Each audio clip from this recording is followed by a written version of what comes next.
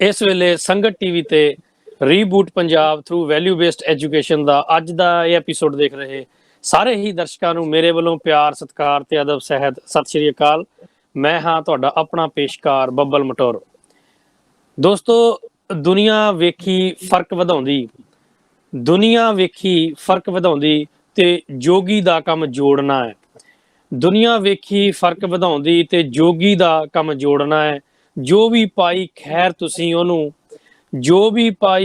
ਤੁਸੀਂ ਉਹਨੂੰ 10 ਗੁਣਾ ਕਰਕੇ ਮੋੜਨਾ ਹੈ। ਜਿੱਥੇ ਨਾ ਜਾ ਸਕਦੀ ਹਵਾ ਵੀ ਉੱਥੇ ਗੁਰੂ ਨੇ ਬੋੜਨਾ ਹੈ। ਬੱਬਲ ਵਰਗੇ ਨਾ ਸਮਝਿਆ ਨੇ ਜੀਵਨ ਅਜਾਈ ਰੋੜਨਾ ਹੈ। ਦੋਸਤੋ, ਆਪਣੇ ਛੋਟੀ ਜਿਹੀ ਰਚਨਾ ਦੇ ਨਾਲ ਅੱਜ ਦੇ ਇਸ ਐਪੀਸੋਡ ਦੀ ਸ਼ੁਰੂਆਤ ਕਰਨਾ ਚਾਹਾਂਗਾ ਤੇ ਸਭ ਤੋਂ ਪਹਿਲਾਂ ਮੈਂ ਸਵਾਗਤ ਕਰਨਾ ਚਾਹਾਂਗਾ ਸਾਡੇ ਨਾਲ ਜੁੜ ਚੁੱਕੇ ਸਰਦਾਰ ਰਣਵੀਰ ਸਿੰਘ ਜੀ ਟਵਾਲ ਜੀ ਦਾ। ਟਵਾਲ ਜੀ, ਬਹੁਤ ਬਹੁਤ ਸਵਾਗਤ ਹੈ ਜੀ ਤੁਹਾਡਾ। ਵਾਹਿਗੁਰੂ ਜੀ ਕਾ ਖਾਲਸਾ, ਵਾਹਿਗੁਰੂ ਜੀ ਕੀ ਫਤਿਹ। ਅਟਵਾਲ ਜੀ, ਤੁਹਾਡੇ ਜਿਹੜੇ ਵਾਕ ਟੂ ਸੇਵ ਦਾ ਇਵੈਂਟ ਹੈਗਾ ਆ, ਉਹਦੇ 5 ਕੁ ਦਿਨ ਹੁਣ ਰਹਿ ਗਏ ਨੇ ਜੀ, ਕਾਫੀ ਨੇੜੇ ਆ ਗਿਆ ਜੀ। ਤੇ ਕਿਸ ਤਰ੍ਹਾਂ ਦਾ ਰਿਸਪੌਂਸ ਤੇ ਕਿਸ ਤਰ੍ਹਾਂ ਦਾ ਹੁੰਗਾਰਾ ਤੁਹਾਨੂੰ ਮਿਲ ਰਿਹਾ ਜੀ ਕਮਿਊਨਿਟੀ ਦੇ ਵਿੱਚੋਂ, ਸੰਗਤ ਦੇ ਵੱਲੋਂ ਜੀ? ਹਾਂਜੀ ਬੱਬਲ ਸਾਹਿਬ, ਸਭ ਤੋਂ ਪਹਿਲਾਂ ਤੇ ਸਾਰੀ ਜਿਹੜੀ ਸੰਗਤ ਸਾਡੇ ਪ੍ਰੋਗਰਾਮ ਦੇਖਣ ਵਾਲਿਆਂ ਨੂੰ ਵਾਹਿਗੁਰੂ ਜੀ ਕਾ ਖਾਲਸਾ, ਵਾਹਿਗੁਰੂ ਜੀ ਕੀ ਫਤਿਹ। ਬਾਕੀ ਸੰਗਤਾਂ ਅੱਗੇ ਬੇਨਤੀ ਹੈ ਕਿ ਜਿਹੜਾ ਪ੍ਰੋਗਰਾਮ ਲੈ ਕੇ ਆ ਰਹੇ ਆ ਵਾਕ ਟੂ ਸੇਵ ਦਾ, ਇਹੋ ਬਹੁਤ ਹੀ ਵਧੀਆ ਉਪਰਾਲਾ ਹੈ ਕਲਗੀਧਰ ਟਰੱਸਟ ਬੜੂ ਸਾਹਿਬ ਦਾ। ਤੇ ਇਹਨੂੰ ਇਸ ਤਰ੍ਹਾਂ ਡਿਜ਼ਾਈਨ ਕੀਤਾ ਗਿਆ ਕਿ ਕੋਵਿਡ-19 ਚੈਲੰਜ ਦਾ ਨਾਂ ਦੇ ਕੇ, ਕਿ ਕੋਵਿਡ-19 ਦਾ ਜਿਹੜਾ ਚੈਲੰਜ ਹੈ ਇਸ ਵੇਲੇ ਉਹ ਇਕੱਲਾ ਅਸੀਂ ਪ੍ਰੋਗਰਾਮ ਤੇ ਸਾਡਾ ਰੀਬੂਟ ਪੰਜਾਬ ਦਾ ਸੀ, ਇਹੋ ਰੀਬੂਟ ਪੂਰੇ ਸੰਸਾਰ ਵਾਲੀ ਗੱਲ ਹੋਈ ਉਹ, ਹਨਾ? ਹਾਂਜੀ, ਬਿਲਕੁਲ ਸਾਰਾ ਮਤਲਬ ਐਵਰੀਥਿੰਗ ਸਟੈਂਡ ਸਟਿਲ ਹੋ ਗਿਆ ਤੇ ਅੱਗੇ ਦਾ ਕੁਝ ਫਿਊਚਰ ਦਿਸ ਨਹੀਂ ਰਿਹਾ ਜੀ। ਇਹ ਬਹੁਤ ਹੀ ਭਿਆਨਕ ਜਿਹਾ ਸਮਾਂ ਇਹਨੂੰ ਕਹਿ ਸਕਦੇ ਹਾਂ, ਕਿਉਂਕਿ ਹੁਣ ਸਾਰੀਆਂ ਆਸਾਂ ਲੱਗੀਆਂ ਹੋਈਆਂ ਕਿ ਵੈਕਸੀਨ ਜਿਹੜੀ ਹੈ ਦੀ ਇਸ ਬਿਮਾਰੀ ਦੇ ਇਲਾਜ ਜਲਦੀ ਹੀ ਆ ਜਾਏਗਾ। ਸੋ ਉਹਦੀ ਆਸ ਦੇ ਉੱਤੇ ਕਾਫੀ ਸਾਰੇ ਰਿਲੈਕਸ ਹੋਈ ਜਾ ਰਹੇ ਨੇ ਕਿ ਚਲੋ ਕੋਈ ਨਹੀਂ, ਕੋਈ ਪਰਵਾਹ ਨਹੀਂ, ਹਨਾ? ਸੋ ਜੀ ਇਹ ਸਮਾਂ ਬੜਾ ਭਿਆਨਕ ਹੈ ਤੇ ਜਿੰਨੀ ਵੀ ਪ੍ਰੀਕਾਸ਼ਨ ਹੋ ਸਕਦੀ ਹੈ ਲੈਣੀ ਚਾਹੀਦੀ ਹੈ। ਸੋ ਇਹਨਾਂ ਹਾਲਾਤਾਂ ਦੇ ਵਿੱਚ ਤੇ ਗੁਰਬਾਣੀ ਦੀਆਂ ਉਹੀ ਤੁਕਾਂ ਯਾਦ ਆਉਂਦੀਆਂ ਨੇ ਕਿ ਜਗਤ ਜਲੰਦਾ ਰੱਖ ਲੈ ਆਪਣੀ ਕਿਰਪਾ ਧਾਰ ਜੀ। ਸੋ ਇਹੋ ਹੀ ਅਰਦਾਸ ਅਸੀਂ ਕਰਨੀ ਹੈ ਕਿ ਜੋ ਹਾਲਾਤ ਅੱਜ ਕੱਲ੍ਹ ਬਣੇ ਹੋਏ ਨੇ, ਜਿਹੜਾ ਅਸੀਂ ਵਾਕ ਟੂ ਸੇਵ ਇਨੀਸ਼ੀਏਟਿਵ ਹੈ ਕਲਗੀਧਰ ਟਰੱਸਟ ਬੜੂ ਸਾਹਿਬ ਦਾ, ਇਹਦੇ ਨਾਲ ਜੁੜ ਕੇ ਅਸੀਂ ਸਾਰਿਆਂ ਨੇ ਇਹਦੇ ਵਿੱਚ ਪਾਰਟੀਸਪੇਟ ਜ਼ਰੂਰ ਕਰਨਾ ਹੈ ਜੀ। ਜੋ ਵੀ ਪ੍ਰੋਗਰਾਮ ਐਂਡ ਤੇ ਫਿਰ ਸਰਬੱਤ ਦੇ ਭਲੇ ਦੀ ਇਹਦੇ 'ਚ ਅਰਦਾਸ ਵੀ ਕਰਨੀ ਹੈ ਆਪਾਂ ਸਾਰਿਆਂ ਨੇ ਜੀ। ਬਿਲਕੁਲ। ਅਸੀਂ ਜਿਹੜਾ ਤੁਸੀਂ ਪੁੱਛਿਆ ਸੀ ਕਿ ਕਿਸ ਤਰ੍ਹਾਂ ਦਾ ਹੁੰਗਾਰਾ ਮਿਲ ਰਿਹਾ ਹੈ, ਸੋ ਉਹ 1 ਅਗਸਤ ਤੋਂ ਲੈ ਕੇ 28 ਅਗਸਤ ਤੱਕ ਇਹ ਪ੍ਰੋਗਰਾਮ ਚੱਲੇਗਾ ਜੀ। ਬਿਲਕੁਲ। ਸੋ ਇਹ ਪ੍ਰੋਗਰਾਮ ਡਿਜ਼ਾਈਨ ਹੀ ਇਸ ਤਰ੍ਹਾਂ ਕੀਤਾ ਗਿਆ ਕਿ ਕੋਈ ਵੀ ਕਿਸੇ ਦਾ ਐਕਸਕਿਊਜ਼ ਬਣੇ ਨਾ ਜੀ। ਬਿਲਕੁਲ। ਸੋ ਅਸੀਂ ਇਹ ਕਰਤਾ ਕਿ ਤੁਸੀਂ ਆਪਣੇ ਟਾਈਮ ਦੇ ਵਿੱਚ ਹੀ ਪਲਾਨ ਕਰਨਾ। ਇਹ ਕੋਵਿਡ-19 ਚੈਲੰਜ ਹੈ, ਤੁਸੀਂ ਕੋਈ ਸਾਥ ਨਹੀਂ ਲੱਭਣਾ, ਤੁਸੀਂ 10 ਬੰਦੇ ਨਹੀਂ ਇਕੱਠੇ ਕਰਨੇ, ਕੁਛ ਨਹੀਂ। ਫੈਮਿਲੀ ਲੈਵਲ ਤੇ ਜੋ ਵੀ ਤੁਹਾਡਾ ਗਰੁੱਪ ਹੈ, ਤੁਸੀਂ ਆਪਣੀ ਜੋ ਵੀ ਪ੍ਰੀਕਾਸ਼ਨ ਲੈ ਕੇ, ਸਭ ਤੋਂ ਪਹਿਲਾਂ ਹੈ ਕਿ ਪਾਰਟੀਸਿਪੇਟ ਜ਼ਰੂਰ ਕਰਨਾ। ਅਸੀਂ ਪਾਰਟੀਸਿਪੇਟ ਕਰਨ ਦਾ ਮਤਲਬ ਇਹ ਹੈ ਕਿ ਸਾਡੇ ਕੋਲ ਇੱਕ ਦਿਨ ਨਹੀਂ, 28 ਦਿਨਾਂ ਦੇ ਵਿੱਚ ਵਰਲਡ ਵਾਈਡ ਇਨੀਸ਼ੀਏਟਿਵ ਹੈ ਕਿ 28 ਦਿਨਾਂ ਦੇ ਵਿੱਚ ਤੁਸੀਂ ਜਿੰਨੇ ਵੀ ਸਟੈਪ ਵਾਕ ਟੂ ਸੇਵ ਦੇ ਪ੍ਰੋਗਰਾਮ ਦੇ ਅੰਦਰ ਤੁਸੀਂ ਕਰਨੇ ਨੇ ਜੀ, ਹਰ ਸਟੈਪ ਦੇ ਨਾਲ ਅਸੀਂ ਵਾਹਿਗੁਰੂ ਦਾ ਸਿਮਰਨ ਜ਼ਰੂਰ ਕਰਨਾ ਜੀ। ਤੇ ਇਹ ਹੈ ਕਿ ਤੁਸੀਂ ਕੋਸ਼ਿਸ਼ ਤੇ ਸਾਡੀ ਤੇ ਇਹ ਕੋਸ਼ਿਸ਼ ਹੈ ਕਿ ਅਸੀਂ ਪੂਰੇ 28 ਦਿਨ ਕਰੀਏ, ਜਿਸ ਤਰ੍ਹਾਂ ਆਪਣੀ ਫੈਮਿਲੀ ਪੂਰੀ ਪਾਰਟੀਸਪੇਟ ਕਰੇ। ਅਸੀਂ ਰੋਜ਼ ਦੇ ਜੇ ਅਸੀਂ 5 ਕਿਲੋਮੀਟਰ ਕਰਦੇ ਹਾਂ, ਜਿੰਨਾ ਵੀ ਮੈਕਸੀਮਮ ਹੋ ਜਾਏ, ਹਨਾ ਜੀ। ਸਾਡਾ ਇਨੀਸ਼ੀਏਟਿਵ ਹੈ ਕਿ ਜਿਹੜਾ ਗੁਰੂ ਨਾਨਕ ਦੇਵ ਜੀ ਦਾ ਮਿਸ਼ਨ ਦੇ ਪਿੱਛੇ ਇੱਕ ਬਹੁਤ ਵੱਡੀ ਜਿਹੜੀ ਉਹਨਾਂ ਦੀ ਕਾਲਣਾ ਸੀ ਕਿ ਉਹਨੀ ਪੂਰੀ ਦੁਨੀਆ ਦੇ ਅੰਦਰ 28,000 ਕਿਲੋਮੀਟਰ ਪੈਦਲ ਚੱਲੇ ਜੀ। ਉਹਨੇ ਇੱਕ ਸੁਨੇਹਾ ਦਿੱਤਾ। ਉਹ ਸੁਨੇਹਾ ਬਹੁਤ ਜ਼ਰੂਰੀ ਸੀ ਕਿ ਜੇ ਅਸੀਂ ਅੱਜ ਉਸ ਸੁਨੇਹੇ ਦੇ ਉੱਤੇ ਚੱਲਦੇ ਰਹਿੰਦੇ ਜੀ ਤੇ ਅੱਜ ਜਿਹੜਾ ਇਹ ਜਗਤ ਆ, ਇਹਦੀ ਜਿਹੜੀ ਰੂਪ ਰੇਖਾ, ਇਹਦੇ ਹਾਲਾਤ ਉਹ ਬਿਲਕੁਲ ਅਲੱਗ ਹੋਣੇ ਸੀ ਜੀ। ਬਿਲਕੁਲ। ਸੋ ਸਾਡਾ ਸੰਗਤਾਂ ਨੂੰ ਅੱਜ ਇਹੋ ਹੀ ਸੱਦਾ ਹੈ ਕਿ ਜਿਹੜਾ ਉਹ ਮੈਸੇਜ, ਜੋ ਸਿਧਾਂਤ, ਜੋ ਅਸੀਂ ਕਹਿ ਸਕਦੇ ਹਾਂ ਕਿ ਸਿੱਖੀ ਦੇ ਜਿਹੜੇ 3 ਥੰਮ ਨੇ ਜੀ, ਇਹਨਾਂ ਦੇ ਉੱਤੇ ਐਡੇ ਵੱਡੇ ਸਿੱਖੀ ਦੇ ਮਹਿਲ ਉਸਰੇ, ਐਡੀਆਂ ਸ਼ਹਾਦਤਾਂ ਹੋਈਆਂ, ਐਡਾ ਬੜਾ ਵਿੱਚੋਂ ਇੱਕ ਧਰਮ ਨਿਕਲਿਆ ਦੀ ਸਾਜਨਾ ਹੋਈ, ਮੀਰੀ ਪੀਰੀ ਵਰਗੇ ਕਨਸੈਪਟ ਵਿੱਚੋਂ ਨਿਕਲੇ, ਆਪੇ ਗੁਰਚੇਲਾ ਤੇ ਗੁਰੂ ਗ੍ਰੰਥ ਸਾਹਿਬ ਇੱਕ ਸਦੀਵੀ ਇਟਰਨਲ ਗੁਰੂ, ਲਿਵਿੰਗ ਇਟਰਨਲ ਗੁਰੂ, ਜਿਹੜਾ ਕਿ ਐਸਾ ਸੱਚ ਕਦੀ ਵੀ ਬਦਲੇਗਾ ਨਹੀਂ। ਸੋ ਇਹ ਇਸ ਲਾਈਨ ਦੇ ਉੱਤੇ, ਇਸ ਪ੍ਰਿੰਸੀਪਲ ਦੇ ਉੱਤੇ ਸਾਨੂੰ ਅੱਜ ਪਹਿਰਾ ਦੇਣ ਦੀ ਬਹੁਤ ਹੀ ਸਖਤ ਜ਼ਰੂਰਤ ਹੈ ਜੀ। ਸੋ ਸੰਗਤਾਂ ਅੱਗੇ ਬੇਨਤੀ ਹੈ ਕਿ ਸਭ ਤੋਂ ਪਹਿਲਾਂ ਤਾਂ ਇਹਦੇ ਵਿੱਚ ਪਾਰਟਿਸਿਪੇਟ ਕਰਨਾ ਬਹੁਤ ਜ਼ਰੂਰੀ ਹੈ। ਹੁਣ ਕੋਈ ਵੀ ਇਹ ਐਕਸਕਿਊਜ਼ ਨਹੀਂ ਬਣ ਸਕਦਾ ਕਿ 28 ਦਿਨਾਂ ਦੇ ਵਿੱਚ ਸਾਨੂੰ, ਮੈਂ ਤਾਂ ਕਹਿੰਦਾ ਇੱਕ ਸਟੈਪ, ਜਿੱਦਾਂ ਹੁਣ ਕੋਵਿਡ-19 ਚੈਲੰਜ ਦੇ ਵਿੱਚ ਅਸੀਂ ਕਿਹਾ ਕਿ your step makes a difference. ਜੀ ਬਿਲਕੁਲ ਜੀ। ਤੋ ਇਸ ਚੀਜ਼ ਦੇ ਉੱਤੇ ਅਸੀਂ ਪਹਿਰਾ ਦੇਣਾ ਕਿ ਸਾਡਾ ਇਹ ਹੈ ਕਿ ਅਸੀਂ ਹਮ ਕੁੱਕਰ ਤੇਰੇ ਦਰਬਾਰ ਭੌਂਕੇ ਆਗੇ ਬਦਨ ਪਸਾਰ। ਅਸੀਂ ਤੇ ਇਹ ਹੋਕਾ ਹੁਣ 28 ਦਿਨ ਤੱਕ ਤਾਂ 28 ਅਗਸਤ ਤੱਕ ਦਿੰਦੇ ਰਹਾਂਗੇ ਜੀ। ਬਾਕੀ ਇਹ ਹੈ ਕਿ ਜਿਹੜੇ ਵੀ ਇਸ ਹੋਕੇ ਨੂੰ ਸੁਣ ਰਹੇ ਨੇ ਉਹਨਾਂ ਅੱਗੇ ਵੀ ਬੇਨਤੀ ਹੈ ਕਿ ਉਹ ਅੱਗੇ ਤੋਂ ਅੱਗੇ ਇਸ ਮੈਸੇਜ ਨੂੰ ਜ਼ਿਆਦਾ ਤੋਂ ਜ਼ਿਆਦਾ ਫੈਲਾਉਣ ਤੇ ਜਿੰਨਾ ਵੀ ਵੱਧ ਤੋਂ ਵੱਧ ਪਾਰਟਿਸਿਪੇਸ਼ਨ ਹੋ ਕੇ ਕਿ ਜਿਹੜੀ ਸੰਗਤਾਂ ਦੇ ਦਿਮਾਗ ਦੇ ਵਿੱਚ ਇੱਕ ਗੱਲ ਅਸੀਂ ਬਿਠਾ ਦਈਏ ਕਿ ਗੁਰੂ ਨਾਨਕ ਦੇਵ ਜੀ 28,000 ਕਿਲੋਮੀਟਰ ਪੈਦਲ ਚੱਲੇ। ਅਸੀਂ ਵਰਲਡ ਵਾਈਡ ਸਾਰੀਆਂ ਸੰਗਤਾਂ ਨੇ ਰਲ ਕੇ 1 ਅਗਸਤ ਤੋਂ ਲੈ ਕੇ 28 ਅਗਸਤ ਤੱਕ ਅਸੀਂ ਮਿਨੀਮਮ ਟਾਰਗੇਟ ਰੱਖਿਆ ਕਿ 28,000 ਕਿਲੋਮੀਟਰ ਚੱਲਣਾ। ਹਰ ਇੱਕ ਸਟੈਪ ਦੇ ਨਾਲ ਅਸੀਂ ਵਾਹਿਗੁਰੂ ਕਹਿਣਾ, ਜਿੱਥੇ ਕਿ ਸਾਡੇ ਜਿਹੜੇ 3 ਥੰਮ ਨੇ ਸਿੱਖੀ ਦੇ, ਨਾਮ ਜਪੋ, ਕਿਰਤ ਕਰੋ, ਵੰਡ ਛਕੋ, ਗੁਰੂ ਨਾਨਕ ਦੇਵ ਜੀ ਨੇ ਜੋ ਇਹ ਹੋਕਾ ਦਿੱਤਾ ਜੀ। ਤੋ ਅਸੀਂ ਹਰ ਇੱਕ ਸਟੈਪ ਜਿਹੜੀ ਸਾਡੀ ਉਹ ਇੱਕ ਕਿਰਤ ਵੀ ਹੈ, ਉਹਦੇ ਨਾਲ ਅਸੀਂ ਵਾਹਿਗੁਰੂ ਕਹਿ ਕੇ ਨਾਮ ਵੀ ਜਪਣਾ ਤੇ ਜਿਹੜਾ ਇਹ ਸਾਡਾ ਇਨੀਸ਼ੀਏਟਿਵ ਹੈ ਅਸੀਂ ਘਰ ਘਰ ਤੱਕ ਪਹੁੰਚਾਉਣਾ, ਆਪਣੇ ਫਰੈਂਡਸ, ਫੈਮਲੀਜ਼, ਹੋਰ ਰਿਸ਼ਤੇਦਾਰਾਂ ਦੇ ਵਿੱਚ ਸਾਰਿਆਂ ਨੂੰ ਕਹਿਣਾ ਕਿ ਇਹਦੇ ਵਿੱਚ ਜ਼ਰੂਰ ਹਿੱਸਾ ਪਾਓ ਜੀ। ਬਿਲਕੁਲ। ਨਾਮ ਜਪੋ ਵਾਲਾ ਮੈਸੇਜ ਹੋ ਗਿਆ, ਵਿੱਚ ਕਿਰਤ ਵਾਲਾ ਮੈਸੇਜ ਹੋ ਗਿਆ, ਫਿਰ ਹੈਗਾ ਵੰਡ ਛਕੋ। ਵੰਡ ਛਕੋ ਦੇ ਵਿੱਚ ਤੇ ਗੁਰੂ ਨਾਨਕ ਦੇਵ ਜੀ ਨੇ ਦੇਖੋ ਉਹਨੀ ਆਪਣੇ ਹਾਲੇ ਉਹਨਾਂ ਦੀ ਆਪਣੀ ਕਮਾਈ ਵੀ ਨਹੀਂ ਸੀ, ਮੈਂ ਕਹਿੰਦਾ ਹੈ ਨਾ, ਪਿਤਾ ਜੀ ਨੇ ਉਹਨਾਂ ਨੂੰ ਦਿੱਤੇ ਸੀ, ਪਿਤਾ ਜੀ ਨੇ ਪੈਸੇ ਦਿੱਤੇ ਸੀ 20 ਰੁਪਏ ਕੇ ਤੁਸੀਂ ਸੱਚਾ ਸੌਦਾ ਕਰਕੇ ਆਓ।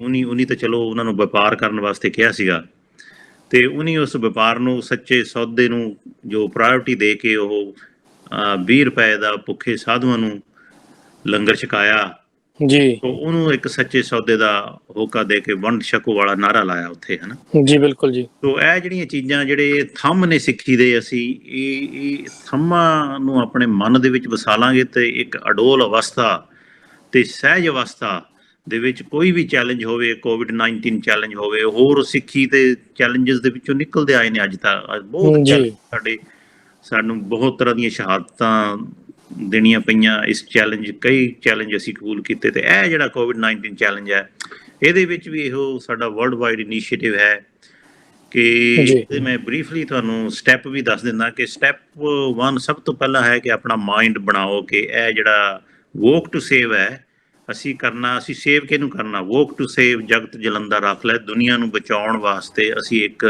ਇਹ ਪ੍ਰੋਜੈਕਟ ਦੇ ਵਿੱਚ, ਇਨੀਸ਼ੀਏਟਿਵ ਦੇ ਵਿੱਚ ਹਿੱਸਾ ਲੈਣਾ ਹੈ ਜੀ। ਕਿ ਜਿਹਦੇ ਅੰਤ ਤੇ ਅਸੀਂ ਗੁਰੂ ਨਾਨਕ ਸਾਹਿਬ ਜੀ ਦਾ ਜੋ ਮੈਸੇਜ ਹੈ, ਨਾਮ ਚੜ੍ਹਦੀ ਕਲਾ ਤੇਰੇ ਭਾਣੇ ਸਰਬੱਤ ਦਾ ਭਲਾ, ਇੱਕ ਤਰ੍ਹਾਂ ਦੇ ਨਾਲ ਅਸੀਂ ਕਿਰਤ ਕਰਨੀ ਹੈ, ਵੋਕ ਕਰਨਾ ਹੈ, ਹਰ ਇੱਕ ਸਟੈਪ ਨਾਲ ਵਾਹਿਗੁਰੂ ਦਾ ਸਿਮਰਨ ਕਰਨਾ ਹੈ ਤੇ ਅੰਤ ਦੇ ਵਿੱਚ ਅਸੀਂ ਸਰਬੱਤ ਦੇ ਭਲੇ ਦੀ ਅਰਦਾਸ ਕਰਕੇ, ਮੈਨੂੰ ਪਤਾ ਕਿ 28,000 ਕਿਲੋਮੀਟਰ ਦਾ ਟਾਰਗੇਟ ਤਾਂ ਸਾਡਾ ਪੂਰਾ ਹੋ ਜਾਣਾ, ਪਰ ਅਸੀਂ ਚਾਹੁੰਦੇ ਹਾਂ ਕਿ ਜਿਸ ਤਰ੍ਹਾਂ ਸਾਡੇ ਕੋਲ ਇੱਕ ਬੜੀ ਵਧੀਆ ਐਗਜ਼ਾਮਪਲ ਹੈ ਕਿ ਜਿਹੜੇ ਕੈਪਟਨ ਟਿਮ ਮੋਰ, ਉਹ ਇੱਕ 100 ਸਾਲ ਦਾ ਫੌਜੀ, ਉਹਦੇ ਮਨ 'ਚ ਛੋਟਾ ਜਿਹਾ ਫੁਰਨਾ ਆਇਆ ਕਿ ਮੈਂ ਇਹ ਕੋਵਿਡ-19 ਵਾਸਤੇ NHS ਦੀ ਹੈਲਪ ਕਰਨ ਵਾਸਤੇ ਕਿ ਮੈਂ ਘਰੇ ਹੀ ਵੋਕ ਕਰਾਂਗਾ ਤੇ ਉਹਦੇ ਲਈ ਉਹਨੇ ਟਾਰਗੇਟ ਕੀ ਰੱਖਿਆ ਸੀ, 1,000 ਪਾਉਂਡ ਇਕੱਠਾ ਕਰਕੇ NHS ਨੂੰ ਦੇਣਾ ਜੀ। ਪਰ ਦੇਖੋ ਵਾਹਿਗੁਰੂ ਦੀ ਕਰਾਮਾਤ ਕਿ ਉਹ ਜਿਹੜਾ ਜਦੋਂ ਆਈਡੀਆ ਸੰਗਤਾਂ ਦੇ ਮਨ ਦੇ ਵਿੱਚ ਵਸ ਜਾਏ, ਇਸ ਤਰ੍ਹਾਂ ਸੰਗਤਾਂ ਨਾਲ ਜੁੜੀਆਂ ਕਿ ਮੈਨੂੰ ਲੱਗਦਾ 30 ਮਿਲੀਅਨ ਤੋਂ ਜ਼ਿਆਦਾ ਉਹ ਫੰਡ ਇਕੱਠਾ ਕਰ ਗਏ ਜੀ। ਦੇਖੋ ਇਸ ਉਮਰ ਦੇ ਵਿੱਚ ਜੇ 100 ਸਾਲ ਦੀ ਉਮਰ ਦੇ ਵਿੱਚ ਕੋ ਇੱਕ ਕ੍ਰਿਸ਼ਮਾ ਕਰ ਸਕਦੇ, ਕ੍ਰਿਸ਼ਮਾ ਹੀ ਹੈ ਜੀ। ਬਿਲਕੁਲ ਜੀ। ਵਾਹਿਗੁਰੂ ਜਿਹੜਾ ਵੀ ਚੰਗਾ ਸਟੈਪ ਆ, ਚੰਗੀ ਗੱਲ ਆ, ਉਹਦੇ ਵਿੱਚ ਵਾਹਿਗੁਰੂ ਹਮੇਸ਼ਾ ਸਾਡਾ ਸਾਥ ਦਿੰਦਾ ਹੈ ਜੀ। ਸੋ ਗੱਲ ਬੜੀ ਸਿੰਪਲ ਹੈ ਕਿ ਚਰਨ ਸ਼ਰਨ ਗੁਰ ਏਕ ਪੈਂਡਾ ਜਾਏ ਚੱਲ, ਸਤਿਗੁਰ ਕੋਟ ਪੈਂਡਾ ਆਗੇ ਹੋਏ ਲੇਤ ਹੈ ਜੀ। ਬਿਲਕੁਲ। ਤੋ ਚਲੋ ਇਹ ਸਾਡੀ ਵਿਸ਼ਵਾਸ ਦੀ ਗੱਲ ਹੈ। ਜਿਹੜੇ ਵੀ ਗੁਰਬਾਣੀ 'ਚ ਵਿਸ਼ਵਾਸ ਰੱਖਦੇ ਨੇ, ਗੁਰੂ ਨਾਨਕ ਨਾਮ ਨੇ ਲੇਵਾ, ਜਿੰਨੇ ਵੀ ਸਿੱਖ ਸੰਗਤ ਹੈ ਤੇ ਜਿੰਨੇ ਵੀ ਉਹ ਨੌਨ ਸਿੱਖ ਸੰਗਤ ਨੂੰ ਨਾਲ ਪਰਸੁਏਡ ਕਰ ਸਕਦੇ ਆ, ਉਹਨਾਂ ਅੱਗੇ ਜੋੜ ਕੇ ਬੇਨਤੀ ਹੈ ਕਿ ਇਹ ਇੱਕ ਛੋਟਾ ਜਿਹਾ ਇਨੀਸ਼ੀਏਟਿਵ ਹੈ, ਪਰ ਜੇ ਛੋਟਾ ਇੱਕ ਸਟੈਪ ਤੁਹਾਡਾ ਵਰਲਡ ਵਾਈਡ ਜਿੰਨੀ ਵੀ ਸਾਡੀ ਸੰਗਤ ਹੈ, ਇਹਦੇ 'ਚੋਂ ਰਿਜ਼ਲਟ ਇੱਕ ਬਹੁਤ ਵੱਡਾ ਨਿਕਲ ਸਕਦਾ ਜੀ। ਬਿਲਕੁਲ। ਤੋ ਇਹਦੇ 'ਚ ਹੁੰਗਾਰੇ ਵਾਲੀ ਤਾਂ ਇਹ ਗੱਲ ਹੈ ਕਿ ਜਿੰਨਾ ਅਸੀਂ ਹੋਕਾ ਦੇਵਾਂਗੇ ਜੀ, ਸੰਗਤ ਨਾਲ ਰਲੀ ਜਾਏਗੀ ਜੀ ਬਿਲਕੁਲ ਸੋ ਇਹ ਸੰਗਤ ਟੀਵੀ ਤੋਂ ਤਾਂ ਹੁਣ ਅਸੀਂ ਇਹ ਪ੍ਰੋਗਰਾਮ ਰੈਗੂਲਰ ਅਪਡੇਟ ਪ੍ਰੋਮੋਜ਼ ਜੋ ਵੀ ਹੈ ਉਹ ਸੰਗਤਾਂ ਦੇ ਅੱਗੇ ਬੇਨਤੀ ਜੀ ਜਾਰੀ ਰਹੇਗੀ, ਤੇ ਅਸੀਂ ਆਸ ਕਰਦੇ ਹਾਂ ਕਿ ਸਾਡੇ ਹਰ ਇੱਕ ਟਾਰਗੇਟ ਮਤਲਬ 10 ਗੁਣਾ ਜਿੱਦਾਂ ਤੁਹਾਡੀਆਂ ਕਵਿਤਾ ਦੀਆਂ ਲਾਈਨਾਂ ਤੁਸੀਂ ਬੋਲੀਆਂ, ਜੀ ਜੀ ਇਹ ਵਾਹਿਗੁਰੂ ਤੁਸੀਂ ਤਾਂ ਬਿਲਕੁਲ ਇੱਕ ਸਟੈਪ ਜਾਂਦੇ ਹੋ ਤਾਂ ਕਰੋੜ ਸਟੈਪ ਅੱਗੇ ਤੁਹਾਨੂੰ ਜੀ ਸਟੈਪ ਅੱਗੇ ਆ ਕੇ ਲੈਂਦਾ ਹੈ। ਫਿਰ ਹਾਂਜੀ ਤੁਸੀਂ ਇੱਕ ਪੈਸਾ ਦਾਨ ਕਰਦੇ ਹੋ ਤਾਂ 10 ਗੁਣਾ ਤੁਹਾਨੂੰ ਜੀ ਵਾਪਸ ਜੀ ਮਿਲਦਾ ਹੈ ਨਾ। ਜੀ ਜੀ ਸੋ ਬਿਲਕੁਲ ਇਹ ਚੀਜ਼ਾਂ ਹੈਗੀਆਂ ਵਿਸ਼ਵਾਸ ਦੀਆਂ, ਜੇ ਵਿਸ਼ਵਾਸ ਨਹੀਂ ਤੇ ਫਿਰ ਇਹਨਾਂ ਦਾ ਮਤਲਬ ਕੋਈ ਨਹੀਂ, ਜੇ ਜੀ ਵਿਸ਼ਵਾਸ ਹੈ ਤੇ ਇਹਦੇ 'ਚ ਬਰਕਤ ਬਹੁਤ ਹੈ। ਜੀ ਬਿਲਕੁਲ ਬਿਲਕੁਲ ਜੀ। ਅਟਵਾਲ ਜੀ ਤੁਸੀਂ ਬੜੀ ਖੂਬਸੂਰਤੀ ਨਾਲ ਸਾਰਾ ਦੱਸਿਆ ਹੈਗਾ ਆ। ਤੇ ਮੈਂ ਚਾਹਾਂਗਾ ਤੁਸੀਂ ਇੱਥੇ ਇੱਕ ਵਾਰ ਫੇਰ ਸਾਡੇ ਦਰਸ਼ਕਾਂ ਨੂੰ ਇਹ ਦੱਸ ਦਿਓ ਕਿ ਕਿਸ ਤਰ੍ਹਾਂ ਰਜਿਸਟਰ ਕਰ ਸਕਦੇ ਆ ਪਾਰਟਿਸਿਪੇਸ਼ਨ ਕਰਨ ਦੇ ਲਈ, ਕਿੱਥੇ ਉਹ ਜਾਣ, ਇੱਕ ਬਰੀਫ ਥੋੜਾ ਜਿਹਾ ਦੱਸ ਦਿਓ। ਹਾਂਜੀ, ਉਹ ਇਸ ਤਰ੍ਹਾਂ ਹੈ ਕਿ ਸਾਰੀ ਸੰਗਤ ਕੋਲ ਮੋਬਾਈਲ ਫੋਨ ਤਾਂ ਸਾਰਿਆਂ ਕੋਲ ਹੈਗੇ ਹੀ ਨਹੀਂ ਹੁਣ, ਹਾਂਜੀ ਜੀ ਜਾਂ ਆਈਫੋਨ ਹੈ ਜਾਂ ਐਂਡਰੋਇਡ ਹੈ, ਜਿਹੜਾ ਵੀ ਫੋਨ ਹੈ ਤੁਹਾਡੇ ਕੋਲ, ਜੀ ਉਹਦੇ ਵਿੱਚ ਤੁਸੀਂ ਐਪਲ ਸਟੋਰ 'ਚ ਜਾ ਕੇ ਜਾਂ ਗੂਗਲ ਪਲੇ ਸਟੋਰ ਦੇ ਵਿੱਚ ਜਾ ਕੇ ਇੱਕ ਐਪਲੀਕੇਸ਼ਨ ਡਾਊਨਲੋਡ ਕਰਨੀ ਹੈ ਜਿਹਦਾ ਨਾਮ ਹੈ ਬੜੂ ਨੈਟ। ਠੀਕ ਹੈ ਜੀ। ਜਦੋਂ ਬੜੂ ਨੈਟ ਐਪਲੀਕੇਸ਼ਨ ਤੁਸੀਂ ਡਾਊਨਲੋਡ ਕਰ ਲਈ ਆਪਣੇ ਫੋਨ ਦੇ ਉੱਤੇ, ਤੇ ਉਹਦੇ 'ਚ ਤੁਸੀਂ ਉਹਨੂੰ ਓਪਨ ਕਰਕੇ ਉਹਦੇ 'ਚ ਮੈਨਿਊ ਹੈ, ਉਹਦੇ 'ਚ ਹੋਰ ਵੀ ਬਹੁਤ ਸਹਿਜ ਪਾਠ, ਕਿੰਨਾ ਕੀਰਤਨ, ਬਹੁਤ ਕੁਛ ਹੈ ਉਹਦੇ ਵਿੱਚ। ਠੀਕ ਹੈ ਪਰ ਜੀ। ਤੁਸੀਂ ਉਹਦੇ ਵਿੱਚ ਜਾ ਕੇ ਵੋਕ ਟੂ ਸੇਵ ਵਾਲਾ ਜਿਹੜਾ ਬਟਨ ਹੈ ਉਹਨੂੰ ਪ੍ਰੈਸ ਕਰਨਾ। ਠੀਕ ਹੈ ਜੀ। ਜਦੋਂ ਵੋਕ ਟੂ ਸੇਵ ਅਸੀਂ ਉਹ ਪ੍ਰੈਸ ਕੀਤਾ ਤੇ ਵੋਕ ਟੂ ਸੇਵ ਤੋਂ ਬਾਅਦ ਮੈਸੇਜ ਆਏਗਾ ਕਿ ਉਹ ਤੁਹਾਡਾ ਨਾਮ ਪੁੱਛਣਗੇ, ਰਜਿਸਟ੍ਰੇਸ਼ਨ ਪ੍ਰੋਸੈਸ ਸ਼ੁਰੂ ਹੋਏਗੀ। ਜੀ ਡਸ ਨੋਟ ਟੇਕ ਲੌਂਗ, ਕਿ ਕਈ ਵਾਰੀ ਪੀਪਲ ਪੁੱਟ ਆਫ ਹੋ ਜਾਂਦੇ ਕਿ ਆ ਪਤਾ ਨਹੀਂ ਕਿੰਨਾ ਕੰਪਲਿਕੇਟਡ ਹੈ ਨਾ, ਮੇਰੇ ਕੋਲ ਟਾਈਮ ਨਹੀਂ। ਇਹ ਮੈਨੂੰ ਲੱਗਦਾ 1 ਮਿੰਟ ਤੋਂ ਜ਼ਿਆਦਾ ਨਹੀਂ ਹੈਗਾ ਸਾਰਾ ਐਪਲੀਕੇਸ਼ਨ ਡਾਊਨਲੋਡ ਕਰਕੇ। ਜਦੋਂ ਵੋਕ ਟੂ ਸੇਵ ਤੇ ਚੱਲ ਕੇ ਤੁਸੀਂ ਆਪਣਾ ਨੇਮ ਦੇਣਾ, ਉੱਥੇ ਜੀ ਈਮੇਲ ਐਡਰੈਸ ਦੇਣਾ, ਆਪਣਾ ਟੈਲੀਫੋਨ ਨੰਬਰ ਦੇਣਾ, ਤੇ ਕਿਹੜੀ ਕੰਟਰੀ 'ਚ ਤੁਸੀਂ ਪਾਰਟਿਸਿਪੇਟ ਕਰ ਰਹੇ ਹੋ। ਜੀ ਸੋ ਇਹ 4 ਬਾਕਸਿਸ ਫਿਲ ਅਪ ਕਰਕੇ ਤੁਸੀਂ ਫਿਰ ਸਬਮਿਟ ਦਾ ਬਟਨ ਪ੍ਰੈਸ ਕਰਨਾ।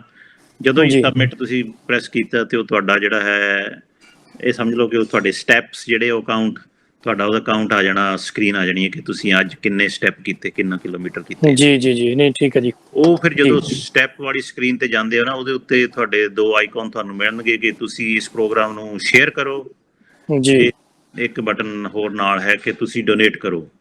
ਜੀ ਤੋ ਉਹ ਜਿਹੜਾ ਉਹ ਤੁਹਾਡਾ ਜਿਹੜਾ ਵੰਡ ਛਕੋ ਵਾਲਾ ਲਾਸਟ ਵਾਲਾ ਸਟੈਪ ਹੈ, ਉਹਦੇ 'ਚ ਇਹ ਹੈ ਕਿ ਤੁਸੀਂ 1 ਆਫ ਡੋਨੇਸ਼ਨ ਦੇਣਾ ਚਾਹੁੰਦੇ ਹੋ। ਜੀ ਇਹ ਉੱਥੋਂ ਬਾਅਦ ਜਦੋਂ ਤੁਸੀਂ ਉਹ ਡੋਨੇਟ ਵਾਲਾ ਬਟਨ ਪ੍ਰੈਸ ਕਰਦੇ ਹੋ, ਤੁਹਾਨੂੰ ਜਸਟ ਗਿਵਿੰਗ ਪੇਜ ਤੇ ਲੈ ਜਾਏਗਾ।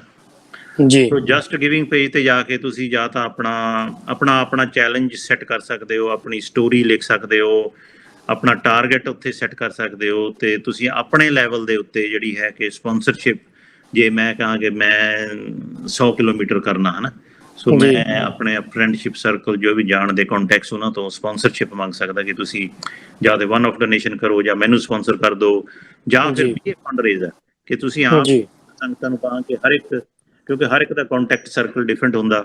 ਜੀ ਸਾਡੀ ਤੇ ਇਹੋ ਬੇਨਤੀ ਹੈ ਸੰਗਤਾਂ ਅੱਗੇ ਕਿ ਹਰ ਇੱਕ ਜੋ ਵੀ ਪਾਰਟਿਸਿਪੇਟ ਕਰਦੇ ਹੋ, ਫੰਡ ਰੇਜ਼ਰ ਤੁਸੀਂ ਜ਼ਰੂਰ ਬਣੋ। ਭਾਵੇਂ ਤੁਸੀਂ 2 ਬੰਦੇ ਪਾਰਟਿਸਿਪੇਟ ਕਰਦੇ ਹੋ, ਭਾਵੇਂ ਤੁਸੀਂ 1-1 ਪਾਉਂਡ ਹੀ ਪਾਉਂਦੇ ਹੋ, ਉਹਨਾਂ ਦੇ ਵਿੱਚ ਜਿਹੜੀ ਬਰਕਤ ਹੈ ਉਹ ਵਾਹਿਗੁਰੂ ਜਾਣਦਾ ਕਿ ਉਹਦੀ ਕਿੰਨੀ ਬਰਕਤ ਹੈ। ਜੀ ਬਿਲਕੁਲ ਜੀ ਬਿਲਕੁਲ ਜੀ। To hurt us, it's a very very simple initiative and it's very easy to do, no excessive commitment, you can plan and do it in your own time। ਸੋ ਇਹਦੇ ਵਿੱਚ ਪਾਰਟਿਸਿਪੇਸ਼ਨ ਬਹੁਤ ਇੰਪੋਰਟੈਂਟ ਹੈ। ਤੇ ਇਹ ਜਿਹੜੀ ਐਪ ਹੈ ਤੁਹਾਡੀ Baru net app ਦੇ ਵਿੱਚ ਤੇ ਪੂਰਾ ਖਜ਼ਾਨਾ ਹੀ ਹੈ ਤੁਹਾਡੇ ਕੋਲ, ਇੱਕਦਮ ਆ ਜਾਏਗਾ ਫੋਨ ਦੇ ਉੱਤੇ। ਤੇ ਵੋਕ ਟੂ ਸੇਵ 'ਚ ਜਾ ਕੇ ਤੁਸੀਂ ਇਹ ਵੈਰੀ ਵੈਰੀ ਸਿੰਪਲ ਪ੍ਰੋਸੈਸ ਹੈ।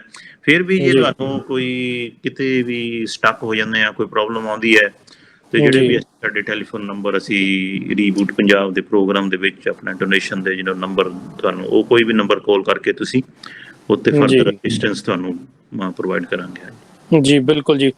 ਅਟਵਾਲ ਜੀ ਤੁਸੀਂ ਗੱਲ ਕੀਤੀ ਸੀ ਕਿ ਦੁਨੀਆ ਨੂੰ ਰੀਬੂਟ ਕਰਨ ਦੀ ਗੱਲ ਹੁਣ ਆ ਚੁੱਕੀ ਹੈ, ਕਿ ਦੁਨੀਆ ਉਸ ਸਟੇਜ ਤੇ ਹੈਗੀ ਹੈ ਕਿ ਵੈਸੇ ਵੀ ਜੇ ਅਸੀਂ ਕੋਰੋਨਾ ਵਾਇਰਸ ਦੇ ਜਿਹੜੇ ਫੇਜ਼ ਤੋਂ ਪਹਿਲਾਂ ਦੀ ਵੀ ਜੇ ਗੱਲ ਕਰੀਏ ਤਾਂ ਕਹਿ ਲਓ ਵੀ ਦੁਨੀਆ ਦੇ ਵਿੱਚ ਸੋਸ਼ਲ ਮੀਡੀਆ ਆਇਆ, ਇੰਟਰਨੈਟ ਆਇਆ, ਉਹਦੇ ਨਾਲ ਬੈਨੀਫਿਟ ਤਾਂ ਬਹੁਤ ਹੋਏ, ਜ਼ਿੰਦਗੀਆਂ ਬੜੀਆਂ ਟਰਾਂਸਫਾਰਮ ਹੋਈਆਂ, ਬਟ ਨਾਲ ਦੀ ਨਾਲ ਉੱਥੇ ਕਹਿ ਲਓ ਹੁਣ ਇੱਕ ਚੀਜ਼ ਬੜੀ ਈਜ਼ੀ ਹੋ ਗਈ ਹੈ ਕਰਨੀ, ਉਹ ਹੈ ਜੀ ਕਿ ਡਿਫਰੈਂਸਿਸ ਪੈਦਾ ਕਰਨੇ, ਹੇਟਰੇਡ ਫੈਲਾਣੀ। ਉਹ ਵੀ ਇੱਕ ਵੀਡੀਓ ਤੁਸੀਂ ਪਾਓ ਤਾਂ ਉਹ ਮਿਲੀਅਨ ਲੋਕ ਦੇਖ ਲੈਂਦੇ ਆ, ਮਿਲੀਅਨਸ ਥਾਊਜ਼ੈਂਡਸ ਲੱਖਾਂ 'ਚ ਉਹਦੇ ਸ਼ੇਅਰ ਹੋ ਜਾਂਦੇ ਆ। ਸੋ ਉਹ ਵੀ ਫੈਲਾਣੀ ਜਿਹੜੀ ਹੈ ਉਹ ਕਹਿ ਲਓ ਕਿ ਬਹੁਤ ਈਜ਼ੀ ਹੋ ਗਈ ਆ, ਅੱਗੇ ਇੰਨਾ ਨਹੀਂ ਸੀ ਪਤਾ ਲੱਗਦਾ ਹੁੰਦਾ।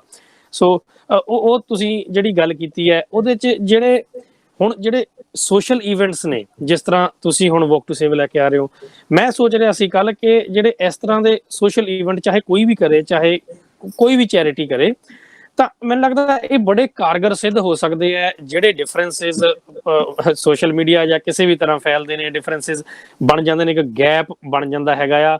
ਉਸ ਗੈਪ ਨੂੰ ਖਤਮ ਕਰਨ ਦੇ ਲਈ, ਕਮਿਊਨਿਟੀਜ਼ ਨੂੰ ਫੇਰ ਇਕੱਠਾ ਕਰਨ ਦੇ ਲਈ, ਇੱਕ ਹਾਰਮੋਨੀ ਪੈਦਾ ਕਰਨ ਦੇ ਲਈ, ਇਸ ਧਰਤੀ ਨੂੰ ਹੀ ਸਵਰਗ ਬਣਾਉਣ ਦੇ ਲਈ, ਕੀ ਕਹਿਣਾ ਚਾਹੋਗੇ ਜੀ? ਬਹੁਤ ਵਧੀਆ ਸਵਾਲ ਕੀਤਾ ਤੁਸੀਂ ਬੱਬਲ ਸਾਹਿਬ। ਜੀ, big question and a big question mark because and the answer is not there, and if it's there then we are not actually looking in the right direction, है ना जी। ਬਾਣੀ ਦੇ ਵਿੱਚ ਬਹੁਤ ਵਧੀਆ ਗੱਲ ਕਹੀ ਕਿ ਬੰਦੇ ਖੋਜ ਦਿਲ ਹਰ ਰੋਜ਼ ਜੀ, ਨਾ ਫਿਰ ਪਰੇਸ਼ਾਨੀ ਮਾਹੇ ਜੀ। ਪਰ ਅਸੀਂ ਹੈ ਕਿ ਅਸੀਂ ਜਿਸ ਤਰ੍ਹਾਂ ਮੈਂ ਪਿਛਲੇ ਪ੍ਰੋਗਰਾਮ 'ਚ ਦੱਸਿਆ ਸੀ, ਅਸੀਂ ਇੱਕ ਦੂਸਰੇ ਦੀਆਂ ਰੋਟੀਆਂ ਨਿਚੋੜਨ 'ਚ ਲੱਗੇ ਹੋਏ ਹਾਂ ਜੀ। ਨਾਨਕ ਦਾ ਨਾਮ ਵਰਤ ਕੇ ਰੋਟੀਆਂ ਨਿਚੋੜ ਰਹੇ ਹਾਂ ਜੀ। ਦੁੱਧ ਦਿਸਦਾ ਨਾ ਸਾਨੂੰ ਖੂਨ ਦਿਸਦਾ ਜੀ। ਗੱਲ ਹੈ ਕਿ ਨਾ ਕੋ ਵੈਰੀ ਨਾ ਹੀ ਬੇਗਾਨਾ, ਸਗਲ ਸੰਗ ਹਮਕੋ ਬਣਾਏ ਜੀ।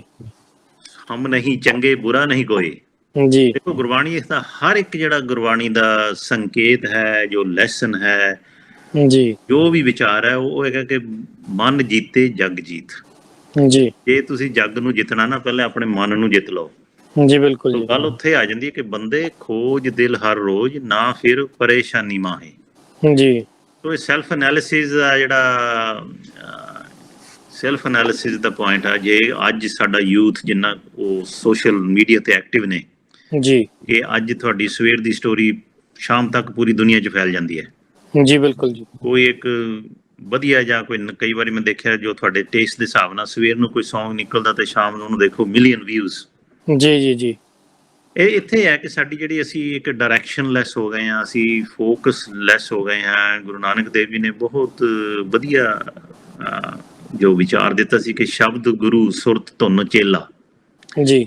ਅਸੀਂ ਆਪਣੀ ਸੁਰਤ ਨੂੰ ਫੋਕਸ ਕਰਕੇ ਇੱਕ ਧੁਨ ਦੇ ਵਿੱਚ ਜਿਹੜਾ ਸ਼ਬਦ ਗੁਰੂ ਦਾ ਸਾਨੂੰ ਸੰਦੇਸ਼ ਦਿੱਤਾ ਗਿਆ ਸੀਗਾ ਜੀ, ਉਹਦੇ ਅਸੀਂ ਚੇਲੇ ਨਹੀਂ ਬਣੇ।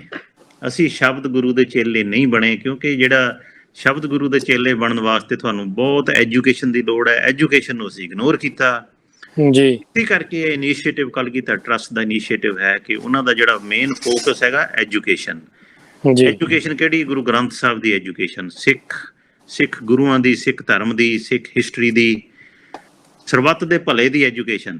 ਇਸ ਦੁਨੀਆ ਨੂੰ ਅਸੀਂ ਸਵਰਗ ਕਿਸ ਤਰ੍ਹਾਂ ਬਣਾਉਣਾ, ਅਸੀਂ one world, the message of oneness ਜੀ, God, one guru, one religion, one world, one family.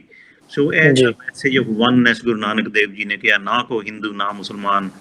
ਸੋ ਉਸ ਮੈਸੇਜ ਨੂੰ ਅਸੀਂ ਦੁਨੀਆ ਦੇ ਵਿੱਚ ਘਰ ਘਰ ਕਿਉਂ ਨਹੀਂ ਫੈਲਾ ਸਕਦੇ ਜੀ? ਸਾਡੇ ਕੋਲ ਸੋਸ਼ਲ ਮੀਡੀਆ ਦੀ ਐਡੀ ਬੜੀ ਤਾਕਤ ਹੈ ਜੀ। ਬਿਲਕੁਲ ਜੀ।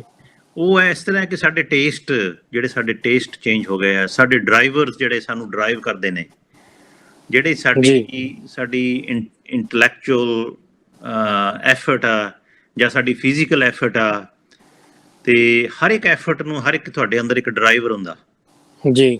ਜਿਹੜੀ ਚੀਜ਼ ਤੁਹਾਨੂੰ ਚੰਗੀ ਲੱਗਦੀ ਉਹ ਚੀਜ਼ ਤੁਹਾਨੂੰ ਡਰਾਈਵ ਕਰਦੀ ਹੈ ਜੀ। ਸੋ ਸਾਨੂੰ ਇਸ ਵੇਲੇ ਡਰਾਈਵ ਕਰ ਰਿਹਾ ਮਨ ਜੀ, ਤੇ ਮਨ ਸਾਡੇ ਕੰਟਰੋਲ 'ਚ ਨਹੀਂ ਹੈ। ਸੋ ਬੜੀ ਹਫੜਾ ਤਫੜੀ ਵਾਲਾ ਮਾਹੌਲ ਹੁੰਦਾ ਨਾ, ਜਿਸ ਤਰ੍ਹਾਂ ਇੱਕ ਤਰ੍ਹਾਂ ਦੀ ਸਟੈਂਪੀਡ ਹੋ ਜਾਂਦੀ ਹੈ ਕਿ ਅੱਜ ਦਾ ਸੋਸ਼ਲ ਮੈਸੇਜ ਆ ਗਿਆ, ਇਹ ਕਿੰਨੇ ਮਿਲੀਅਨ ਨੇ ਦੇਖ ਲਿਆ, ਫਿਰ ਦੂਸਰਾ ਆ ਗਿਆ, ਉਹ ਮਿਲੀਅਨ ਨੇ ਆ ਗਿਆ। ਉਹਦੇ 'ਚ ਜਿਹੜੀ ਸਾਡੀ ਯੂਨਿਟੀ ਇੱਕ ਹੁੰਦੀ ਹੈ, ਕਨਸੈਪਚੁਅਲ ਸੋਲੀਡੈਰਿਟੀ। ਅਸੀਂ ਗੱਲ ਕਰ ਰਹੇ ਹਾਂ ਕਨਸੈਪਚੁਅਲ ਸੋਲੀਡੈਰਿਟੀ ਦੀ ਇੱਥੇ, ਕਿ ਇਹਨੂੰ ਵਾਇਰਲ ਕਰ ਦਿਓ। ਜਿੰਨੇ ਵੀ ਯੂਥ ਉਹਨਾਂ ਵਾਸਤੇ ਮੈਸੇਜ ਹੈ ਜੀ, ਚੀਜ਼ ਨੂੰ ਵਾਇਰਲ ਕਰ ਦਿਓ। ਜੋ ਗੁਰੂ ਨਾਨਕ ਦੇਵ ਜੀ ਦੀ ਫਿਲਾਸਫੀ ਹੈ ਕਿ ਜੇ ਹਰ ਇੱਕ ਇਨਸਾਨ, ਭਾਵੇਂ ਗਰੀਬ ਹੈ, ਕੋਈ 100 ਰੁਪਇਆ ਰੋਜ਼ ਦਾ ਕਮਾ ਰਿਹਾ, ਕੋਈ 1000 ਕਮਾ ਰਿਹਾ, ਕੋਈ ਲੱਖ ਕਮਾ ਰਿਹਾ, ਕੋਈ ਗੱਲ ਨਹੀਂ ਜੀ। ਇਹ ਜਿਹੜੀ ਤੁਹਾਡੀ ਅੰਦਰ ਦੀ ਖੁਸ਼ੀ, ਉਹ ਪੈਸੇ ਨਾਲ ਨਹੀਂ ਆਉਣੀ ਜੀ। ਪੈਸੇ ਨਾਲ ਉਹ ਇੱਕੋ ਹੀ, ਜਿਹੜੀ ਖੁਸ਼ੀ ਦਾ ਤਰੀਕਾ ਇੱਕੋ ਹੀ ਹੈ ਕਿ ਨਾਮ ਜਪੋ, ਪਰਮਾਤਮਾ ਨੂੰ ਹਮੇਸ਼ਾ ਯਾਦ ਰੱਖੋ, ਤੇ ਜਿਹੜੀ ਪਰਮਾਤਮਾ ਦੀ ਕ੍ਰੀਏਸ਼ਨ ਹੈ, ਇਹ ਨੇਚਰ ਹੈ, ਉਹਦੇ ਨਾਲ ਖਿਲਵਾੜ ਨਾ ਕਰੋ ਜੀ। ਜੇ ਅਸੀਂ ਨੇਚਰ ਨਾਲ ਖਿਲਵਾੜ ਨਹੀਂ ਕਰਦੇ ਤੇ ਸਾਨੂੰ ਕੋਈ ਦੁੱਖ ਨਹੀਂ ਆਉਣਾ। ਜਦੋਂ ਨੇਚਰ ਨਾਲ ਖਿਲਵਾੜ ਕਰਾਂਗੇ ਤੇ ਨੇਚਰ ਆਪਣੇ ਆਪ ਨੂੰ ਬੈਲੈਂਸ ਕਰਨਾ ਜਾਣਦੀ ਹੈ, ਕਿਉਂਕਿ ਜਿਹੜਾ ਉਹਦਾ ਕ੍ਰੀਏਟਰ ਹੈ ਉਹ ਬੇਅੰਤ ਹੈ। ਜੀ ਬਿਲਕੁਲ। ਉਹਦੇ ਕੋਲ ਇੰਨੇ ਖਜ਼ਾਨੇ ਨੇ ਕਿ ਇਹ ਤਾਂ ਮਿੰਟਾਂ ਸਕਿੰਟਾਂ ਦੇ ਵਿੱਚ ਜਿਹੜੇ ਖੰਡ ਬ੍ਰਹਿਮੰਡ ਕ੍ਰੀਏਟ ਕਰ ਦਿੱਤੇ। ਇਹ ਛੋਟੀਆਂ ਛੋਟੀਆਂ ਪ੍ਰੋਬਲਮਾਂ ਨੂੰ ਸੋਲਵ ਕਰਨਾ ਕੋਈ ਵੱਡੀ ਗੱਲ ਨਹੀਂ। ਸੋ ਅਸੀਂ ਆਪਣੇ ਅੰਦਰ ਮੈਸੇਜ ਇਹੋ ਹੀ ਕਰੀਏ ਕਿ ਨਾਮ ਜਪੋ, ਹਮੇਸ਼ਾ ਪ੍ਰਮਾਤਮਾ ਤੋਂ ਗੋਡ ਫੀਅਰਿੰਗ ਬਣਦਾ। ਗੋਡ ਫੀਅਰਿੰਗ ਅਸੀਂ ਵਰਡ ਯੂਜ਼ ਕਰਦੇ ਹਾਂ, ਪਰ ਗੋਡ ਲਵਿੰਗ ਬਣੋ ਜੀ। ਮਿੱਤਰ ਪਿਆਰੇ ਨੂੰ ਵਰਤ ਗੁਰਬਾਣੀ ਦੇ ਵਿੱਚ ਰੱਬ ਨੂੰ ਤੁਹਾਡਾ ਮਿੱਤਰ ਬਣਾ ਕੇ ਪ੍ਰੈਜ਼ੈਂਟ ਕੀਤਾ ਗਿਆ, ਫਰੈਂਡ। ਜੀ। ਉਹਨੂੰ ਫੀਅਰ ਕਰਨ ਦੀ ਲੋੜ ਨਹੀਂ, ਉਹਨਾਂ ਪਿਆਰ ਕਰਨ ਦੀ ਲੋੜ ਹੈ। ਜੀ। ਤੇ ਸਾਡੇ ਤੇ ਉਹ ਪੂਰੀ ਗੁਰੂਆਂ ਦੀ ਜੋ 10 ਗੁਰੂਆਂ ਸਾਹਿਬਾਨਾਂ ਦੇ ਜਾਮੇ ਆ, ਉਹ ਇੱਕੋ ਹੀ ਥੀਮ ਚੱਲਦਾ ਗਿਆ, ਨਾਮ ਜਪੋ ਕਿਰਤ ਕਰੋ ਵੰਡ ਛਕੋ, ਨਾਮ ਜਪੋ ਕਿਰਤ ਕਰੋ ਵੰਡ ਛਕੋ। ਅਲੱਗ-ਅਲੱਗ ਹਾਲਾਤਾਂ ਦੇ ਵਿੱਚ ਅਲੱਗ-ਅਲੱਗ ਸੋਸ਼ਲ ਸੈਟਅਪਸ, ਇਕਨੋਮਿਕ ਸੈਟਅਪਸ, ਕਿਸ ਤਰ੍ਹਾਂ ਦੇ ਹਾਲਾਤਾਂ ਦੇ ਵਿੱਚ ਭਿਆਨਕ ਤੋਂ ਭਿਆਨਕ ਟਾਈਮ ਦੇ ਵਿੱਚ ਵੀ ਇਹੋ ਹੀ ਮੈਸੇਜ ਤੋਰ ਤੱਕ ਚੱਲਦਾ ਰਿਹਾ। ਜੀ। ਤੋ ਇਹ ਜਿਹੜੀ ਗੇਮ ਹੈ, this is a game of love. ਜਾਓ ਤੋ ਪ੍ਰੇਮ ਖੇਲਨ ਕਾ ਚਾਓ, ਸਿਰ ਧਰ ਤਲੀ ਗਲੀ ਮੁਰੀ ਆਓ। ਇਹ ਗੁਰੂ ਨਾਨਕ ਦੇਵ ਜੀ ਕਹਿੰਦੇ ਆ 10ਵੇਂ ਜਾਮੇ 'ਚ ਉਹੀ ਮੈਸੇਜ ਫਿਰ ਦੁਬਾਰਾ ਦਿੰਦੇ ਆ। ਸਾਚ ਕਹੂੰ ਸੁਣ ਲਿਓ ਸਭ, ਜਿਨ ਪ੍ਰੇਮ ਕੀਓ ਤਿਨ ਹੀ ਪ੍ਰਭ ਪਾਇਓ। ਜੀ। ਫਿਰ ਇਹ ਨਹੀਂ ਕਿ ਸਾਡੇ ਗੁਰੂ ਗ੍ਰੰਥ ਸਾਹਿਬ 'ਚ ਸਿਰਫ 6 ਗੁਰੂਆਂ ਦੀ ਬਾਣੀ ਦਰਜ ਹੈ, ਬਾਕੀ ਹੋਰ ਕਿੰਨੇ ਭਗਤਾਂ ਦੀ ਤੇ ਅਲੱਗ-ਅਲੱਗ ਜਾਤਾਂ ਦੀ, ਅਲੱਗ-ਅਲੱਗ ਸੋਸ਼ਲ ਬੈਕਗਰਾਉਂਡਸ ਵਾਲੇ ਸੰਤਾਂ ਕਵੀਆਂ ਦੀ, ਅਲੱਗ-ਅਲੱਗ ਧਰਮਾਂ ਦੀ ਬਾਣੀ ਵਿੱਚ ਹੈ। ਕਬੀਰ ਜੀ ਕਹਿੰਦੇ ਨੇ, ਸੂਰਾ ਸੋ ਪਹਿਚਾਨੀਏ ਜੀ ਜੋ ਲਰੇ ਦੀਨ ਕੇ ਹੇਤ, ਪੁਰਜਾ ਪੁਰਜਾ ਕਟ ਮਰੇ ਕਬਹੂ ਨਾ ਛਾੜੇ ਖੇਤ। ਦੇਖੋ ਦੀਨ ਅਸੀਂ ਆਪਣਾ ਦੀਨ ਗਰੀਬ ਵੀ ਸਮਝ ਲਓ, ਦੀਨ ਧਰਮ ਵੀ ਸਮਝ ਲਓ। ਜੋ ਸਾਡਾ ਦੀਨ ਹੈ ਨਾ, ਦੀਨ ਨੂੰ ਅਸੀਂ ਇਹ ਬਣਾ ਲਈਏ ਕਿ ਸਾਡਾ ਦੀਨ ਨਾਮ ਜਪੋ ਕਿਰਤ ਕਰੋ ਵੰਡ ਛਕੋ। ਗੁਰੂ ਨਾਨਕ ਦੇਵ ਜੀ ਦਾ ਮੈਸੇਜ ਇੰਨਾ ਸਿੰਪਲ ਸੀ ਕਿ ਜੇ ਅਸੀਂ ਇਸ ਰਾਹ ਦੇ ਉੱਤੇ ਚੱਲ ਕੇ ਆਪਣਾ ਸਿਰਫ ਦਸਵੰਧ 10ਵਾਂ ਹਿੱਸਾ ਜੋ ਸਾਡੇ ਘਰ ਮਾਇਆ ਆ ਰਹੀ ਹੈ, ਉਹਦਾ 10ਵਾਂ ਹਿੱਸਾ ਅਸੀਂ ਇੱਕ ਪਾਸੇ ਰੱਖ ਦਈਏ ਕਿ ਇਹ ਜਿਹੜਾ 10ਵਾਂ ਹਿੱਸਾ ਹੈ, ਜਿਸ ਸਮਾਜ ਦੇ ਵਿੱਚ ਅਸੀਂ ਰਹਿਣਾ ਹੈ, ਉਸ ਸਮਾਜ ਨੂੰ ਸੇਫ ਰੱਖਣ ਵਾਸਤੇ ਉਹ 10ਵਾਂ ਹਿੱਸਾ ਅਸੀਂ ਚੈਰਿਟੀ ਵਾਸਤੇ ਵਰਤਣਾ। ਜੀ। ਸੋ ਹੁਣ ਹੋ ਕੀ ਰਿਹਾ ਹੈ, ਕਿਉਂਕਿ ਅਸੀਂ ਉਸ ਰਾਹ ਤੇ ਚੱਲੇ ਨਹੀਂ। ਹੁਣ ਸਰਕਾਰਾਂ ਕਹਿ ਰਹੀਆਂ ਜੀ 20% ਟੈਕਸ ਦਿਓ, ਫਿਰ 40% ਟੈਕਸ ਦਿਓ, ਫਿਰ 55% ਟੈਕਸ ਦਿਓ, ਫਿਰ ਤੁਹਾਡੇ ਟੈਕਸ ਵੀ 10-10 ਤਰ੍ਹਾਂ ਦੇ ਬਣਾ ਦਿੱਤੇ। ਜਦੋਂ ਡੈਥ ਹੁੰਦੀ ਹੈ ਫਿਰ ਟੈਕਸ ਦਿਓ, ਤੁਹਾਡੀ ਵੈਲਥ ਟੈਕਸ ਦਿਓ, ਇਨਕਮ ਟੈਕਸ ਦਿਓ, ਇਨਹੈਰੀਟੈਂਸ ਟੈਕਸ ਦਿਓ, ਕੈਪੀਟਲ ਗੇਨਸ ਟੈਕਸ ਦਿਓ। ਅਸੀਂ ਉਹ 10% ਵਾਲਾ ਨਹੀਂ ਗੱਲ ਮੰਨੀ ਜੀ, ਅਸੀਂ ਹੋਰ ਹੀ ਭੰਬਲ ਭੂਸੇ 'ਚ ਪੂਰੀ ਦੁਨੀਆ ਨੂੰ ਇਸ ਵੇਲੇ ਪਾ ਦਿੱਤਾ ਤੇ ਉੱਥੇ ਅਸੀਂ ਖੜੇ ਹਾਂ ਅੱਜ। ਜੇ ਹਰ ਇੱਕ ਇਨਸਾਨ ਆਪਣੀ ਇਮਾਨਦਾਰੀ ਦੇ ਨਾਲ ਇਸ ਰਾਹ ਤੇ ਚੱਲ ਕੇ 10% ਆਪਣਾ ਹਿੱਸਾ ਚੈਰਿਟੀ ਦੇ ਵਿੱਚ ਪਾਵੇ, ਤੇ ਅੱਜ ਨਾ ਤੇ ਕੋਈ ਗਰੀਬ ਰਹੇਗਾ, ਨਾ ਕੋਈ ਭੁੱਖਾ ਰਹੇਗਾ, ਨਾ ਕੋਈ ਦੁਖੀ ਰਹੇਗਾ ਜੀ। ਤੇ ਇਹ ਜਿਹੜੀ COVID-19 ਵਰਗੇ ਚੈਲੰਜ ਹੈ, ਇਹ ਪ੍ਰਮਾਤਮਾ ਸਾਨੂੰ ਇਹਨਾਂ ਤੋਂ ਹਮੇਸ਼ਾ ਦੇ ਲਈ ਦੂਰ ਰੱਖੇਗਾ। ਇਹ ਦੁਨੀਆ ਸਵਰਗ ਬਣ ਜਾਏਗੀ ਜੀ। ਤੋ ਇਹ ਮੈਸੇਜ ਬਹੁਤ ਵੱਡਾ ਹੈ ਤੇ ਸਾਡੀ ਸੰਗਤਾਂ ਅੱਗੇ ਫਿਰ ਅਪੀਲ ਹੈ ਕਿ ਇਸ ਮੈਸੇਜ ਨੂੰ ਤੁਸੀਂ ਇਕੱਲਾ ਪਾਰਟਿਸਿਪੇਟ ਨਾ ਕਰੋ, ਇਹਨੂੰ ਅੱਗੇ ਤੋਂ ਅੱਗੇ ਜਿੰਨਾ ਵੱਧ ਫੈਲਾ ਸਕਦੇ ਫੈਲਾਓ ਜੀ। ਤੋ ਗੱਲ ਇੱਕੋ ਹੀ ਹੈ ਕਿ ਤੁਸੀਂ 1 ਕਿਲੋਮੀਟਰ ਵੀ ਇੱਕ ਹਰ ਇੱਕ ਸਟੈਪ ਦੇ ਨਾਲ ਵਾਹਿਗੁਰੂ ਵਾਹਿਗੁਰੂ ਵਾਹਿਗੁਰੂ ਕਰਕੇ ਚੱਲਦੇ ਹੋ ਜੀ, ਤੇ ਉਹ ਤੁਹਾਡਾ ਧਿਆਨ ਹੈ ਕਿ ਗੁਰੂ ਨਾਨਕ ਦੇਵ ਜੀ ਦੇ ਪਿਆਰ ਦੇ ਵਿੱਚ ਚੱਲਣਾ ਹੈ ਨਾ। ਇੱਕ ਬੰਨੋਗਿਰੀ ਤਾਂ ਚਲੋ ਤਾਂ ਉਹਦੇ ਉਸ ਪਾਸੇ ਅਸੀਂ ਨਹੀਂ ਜਾਂਦੇ, ਪਰ ਜਿਹੜਾ ਪਿਆਰ ਦੇ ਵਿੱਚ ਚੱਲਣਾ ਇਹ ਔਖਾ ਨਹੀਂ। ਇੱਕ ਚਿੱਤ ਜਿਨ ਇੱਕ ਛਿਨ ਧਿਆਇਓ, ਕਾਲ ਫਾਸ ਕੇ ਬੀਚ ਨਾ ਆਇਓ। ਰਾਹ ਬੜਾ ਸੌਖਾ ਹੈ, ਪਰ ਮਨ ਸਾਨੂੰ ਜਿਹੜਾ ਮਨ ਆ ਸਾਡੇ ਤੇ ਨਾ ਜਨਮਾਂ ਦੀ ਮੈਲ ਉੱਤੇ ਇੰਨੀ ਲੱਗ ਗਈ ਹੈ ਕਿ ਸਾਨੂੰ ਸਹੀ ਜਿਹੜੀ ਗੱਲ ਆ ਉਧਰ ਨੂੰ ਤੁਰਨ ਹੀ ਨਹੀਂ ਦਿੰਦਾ। ਅਸੀਂ ਆਪਣੇ ਹਾਲਾਤ ਹੀ ਇਸ ਤਰ੍ਹਾਂ ਦੇ ਬਣਾ ਲਏ ਨੇ ਕਿ ਸਾਡੇ ਕੋਲ 24 ਘੰਟਿਆਂ ਦੇ ਵਿੱਚ, ਮੈਂ ਕਹਿੰਦਾ ਕਿ ਫਿਰ ਦਸਵੰਧ ਦੀ ਗੱਲ ਆ ਜਾਂਦੀ ਹੈ ਤੇ ਅਸੀਂ ਇੰਨੇ ਬਿਜ਼ੀ ਹਾਂ ਕਿ ਸਾਡੇ ਕੋਲ 1-2 ਮਿੰਟ ਦਾ ਵੀ ਅਸੀਂ ਨਿਤਨੇਮ ਜੇ 1-2 ਮਿੰਟ ਦਾ ਵੀ ਸ਼ੁਰੂ ਕਰੀਏ, ਇੱਕ ਮੂਲ ਮੰਤਰ ਨਾਲ ਵੀ ਸ਼ੁਰੂ ਕਰੀਏ, ਇੱਕ 5 ਮਿੰਟ ਵਾਹਿਗੁਰੂ ਨਾਲ ਵੀ ਸ਼ੁਰੂ ਕਰੀਏ, ਜਾਂ ਗੁਰੂ ਨਾਨਕ ਦੇਵ ਜੀ ਦੀ ਜੋ ਸਿੱਖਿਆ ਆ ਉਹਨੂੰ ਯਾਦ ਕਰ ਲਈਏ, ਜਾਂ ਅਸੀਂ ਗੁਰੂ ਗ੍ਰੰਥ ਸਾਹਿਬ ਜੀ ਦੇ ਜਿਹੜੇ ਤੁਸੀਂ ਸੋਸ਼ਲ ਮੀਡੀਆ ਦੀ ਗੱਲ ਕੀਤੀ ਹੈ, ਅੱਜ ਕੱਲ੍ਹ ਤੇ ਇੰਨਾ ਸੌਖਾ ਹੋ ਗਿਆ ਕਿ ਜੋ ਹਰਿਮੰਦਰ ਸਾਹਿਬ ਤੋਂ ਗੁਰੂ ਜੀ ਦਾ ਫਰਮਾਨ ਅੰਮ੍ਰਿਤ ਵੇਲੇ ਦਾ ਹੁਕਮਨਾਮਾ ਆਉਂਦਾ, ਉਹਦੀ ਇੰਗਲਿਸ਼ ਟ੍ਰਾਂਸਲੇਸ਼ਨ, ਪੰਜਾਬੀ ਟ੍ਰਾਂਸਲੇਸ਼ਨ, ਸਾਰਾ ਮੀਨਿੰਗ ਤੁਹਾਨੂੰ ਪੂਰੇ ਹੁਕਮਨਾਮੇ 'ਚ ਭਾਵੇਂ ਇੱਕੋ ਹੀ ਲਾਈਨ ਸਮਝ ਆਉਂਦੀ ਹੈ। ਪਰ ਜਦੋਂ ਗੱਲ ਜਿਹੜੀ ਹੈ ਕਿ ਬੰਦੇ ਖੋਜ ਦਿਲ ਹਰ ਰੋਜ਼, ਜਦੋਂ ਤੁਸੀਂ ਸੈਲਫ ਐਨਾਲਿਸਿਸ ਕਰਨੀ ਸ਼ੁਰੂ ਕਰ ਦਿੰਦੇ ਕਿ ਭਾਈ ਅਸੀਂ ਕਿਸ ਕਰਕੇ ਜਨਮ ਲਿਆ, ਕਿੱਥੇ ਅੱਜ ਖੜੀ ਹੈ, ਕੀ ਅਸੀਂ ਅਚੀਵ ਕੀਤਾ, ਕੀ ਅਸੀਂ ਅੱਗੇ ਕਰਨਾ, ਉਹ ਹੁਕਮਨਾਮਾ ਤੁਹਾਨੂੰ ਜੋ ਸੇਧ ਦੇ ਸਕਦਾ, ਮੈਂ ਕਹਿੰਦਾ 5 ਮਿੰਟ ਤੋਂ ਜ਼ਿਆਦਾ ਟਾਈਮ ਨਹੀਂ ਲੱਗੇਗਾ ਤੁਹਾਨੂੰ ਉਹਦੇ 'ਚ ਤੁਹਾਨੂੰ ਜੀ ਬਿਲਕੁਲ ਜੀ ਲਾਈਨ ਸਮਝ ਆਵੇ ਸਟਾਰਟਿੰਗ ਦੇ ਵਿੱਚ। ਪਰ ਅਸੀਂ ਉਹਨੂੰ ਆਪਣਾ ਇੱਕ ਤਰ੍ਹਾਂ ਦਾ ਨਿਤਨੇਮ ਬਣਾ ਲਈਏ ਤੇ ਔਕੜ ਜ਼ਿੰਦਗੀ ਦੇ ਵਿੱਚ ਕੋਈ ਨਹੀਂ, ਤੇ ਖੁਸ਼ੀਆਂ ਹੀ ਖੁਸ਼ੀਆਂ ਦੇ ਭੰਡਾਰੇ ਜੀ ਬਿਲਕੁਲ ਜੀ। ਅਨੁਰਾਗ ਜੀ, ਤੁਸੀਂ ਇੱਕ ਗੱਲ ਕਹੀ ਹੈ, ਵਨਨੈਸ ਦੀ ਗੱਲ ਕੀਤੀ ਹੈ, ਵਨ ਗੋਡ ਦੀ ਗੱਲ ਕੀਤੀ ਹੈ। ਇੱਕ ਰੱਬ ਜਿਹੜਾ ਹੈ, ਕਹਿ ਲਓ ਉਹ ਇੱਕ ਹੈ, ਤੇ ਇੱਕ ਚੀਜ਼ ਜਿਹੜੀ ਇੱਕ ਹੈ ਉਹ ਰੱਬ ਹੀ ਹੈ ਹਨਾ ਜੀ। ਰੱਬ ਤੋਂ ਇਲਾਵਾ ਹਰੇਕ ਚੀਜ਼ ਵਿੱਚ ਦੋ ਹੈਗੀਆਂ ਨੇ। ਜੇ ਧੁੱਪ ਹੈ ਤਾਂ ਛਾਂ ਹੈ, ਜੇ ਪਾਣੀ ਹੈ ਤਾਂ ਅੱਗ ਹੈ, ਜੇ ਇੱਕ ਸਿੱਕਾ ਹੈ ਤਾਂ ਉਹਦਾ ਹੈਡ ਹੈ ਤੇ ਟੇਲ ਹੈ, ਦੋ ਪਾਸੇ ਹੈਗੇ ਹੈ। ਇਸੇ ਤਰ੍ਹਾਂ ਜ਼ਿੰਦਗੀ ਹੈ ਤਾਂ ਮੌਤ ਹੈ। ਤਾਂ ਪਰ ਗੱਲ ਇੱਥੇ ਬਸ ਨੁਕਤਾ ਇਹੀ ਹੈ ਕਿ ਸ਼ਾਇਦ 95% ਲੋਕ ਜਿਹੜੇ ਹੈਗੇ ਨੇ ਉਹ ਬਾਕੀ ਸਾਰੇ ਦੋਨਾਂ ਚੀਜ਼ਾਂ ਨੂੰ ਤਾਂ ਬਾਖੂਬੀ ਜਾਣਦੇ ਨੇ ਤੇ ਸਮਝਦੇ ਨੇ, ਪਰ ਜ਼ਿੰਦਗੀ ਦਾ ਜਿਹੜਾ ਇੱਕ ਪੱਖ ਹੀ 90% 95% ਲੋਕ ਮੈਨੂੰ ਲੱਗਦਾ ਕਿ ਉਹ ਜੀ ਕੇ ਚਲੇ ਜਾਂਦੇ ਆ। ਦੂਜੇ ਪੱਖ ਨੂੰ ਉਹ ਜਦੋਂ ਦੂਜਾ ਪੱਖ ਆ ਜਾਂਦਾ ਆ, ਉਹ ਫਰਮਾਨ ਆ ਜਾਂਦਾ ਆ, ਉਦੋਂ ਹੀ ਪਤਾ ਲੱਗਦਾ। ਬਟ ਡਿਊਰਿੰਗ ਜਿਹੜੇ ਉਹਨਾਂ ਦੀ ਲਾਈਫ ਟਾਈਮ ਕਹਿ ਲਓ ਵੀ ਉਹਦਾ ਅਹਿਸਾਸ ਕਹਿ ਲਓ ਉਹ ਮਾਈਂਡ ਵਿੱਚ ਸ਼ਾਇਦ ਓਨਾ ਨਹੀਂ ਹੁੰਦਾ। ਕਿਉਂਕਿ ਜੇਕਰ ਉਹ ਹੋਵੇ, ਗੁਰਬਾਣੀ ਦੇ ਵਿੱਚ ਵੀ ਇਹ ਪੰਕਤੀਆਂ ਆਉਂਦੀਆਂ, ਜੇਕਰ ਜਿਹੜਾ ਬੰਦੇ ਨੂੰ ਕਮ ਸੇ ਕਮ ਚਲੋ ਇਸੇ ਚੀਜ਼ ਦਾ ਹੋਵੇ ਕਿ ਹਾਂ ਛੱਡ ਕੇ ਸਾਰਾ ਜਾਣਾ ਹੀ ਹੈ, ਚਾਹੇ ਕੁਛ ਵੀ ਹੈ, ਜਿੰਨਾ ਹੀ ਬਣਾ ਲਈਏ ਛੱਡ ਕੇ ਜਾਣਾ ਆ, ਤਾਂ ਫਿਰ ਬੰਦਾ ਜਿਹੜਾ ਕਹਿ ਲਓ ਜਿਸ ਕਾਬਲ ਵੀ ਬੰਦਾ ਹੋਏਗਾ ਦਸਵੰਧ ਵੀ ਕੱਢੇਗਾ ਤੇ ਉਹਨੂੰ ਪਤਾ ਹੋਏਗਾ। ਕਿਉਂਕਿ ਗੁਰਬਾਣੀ ਦੀ ਪੰਕਤੀ ਆ ਜੀ, ਵਿੱਚ ਦੁਨੀਆ ਸੇਵ ਕਮਾਈ ਹੈ ਤਾਂ ਦਰਗਹਿ ਬੈਸਣ ਪਾਈ ਹੈ।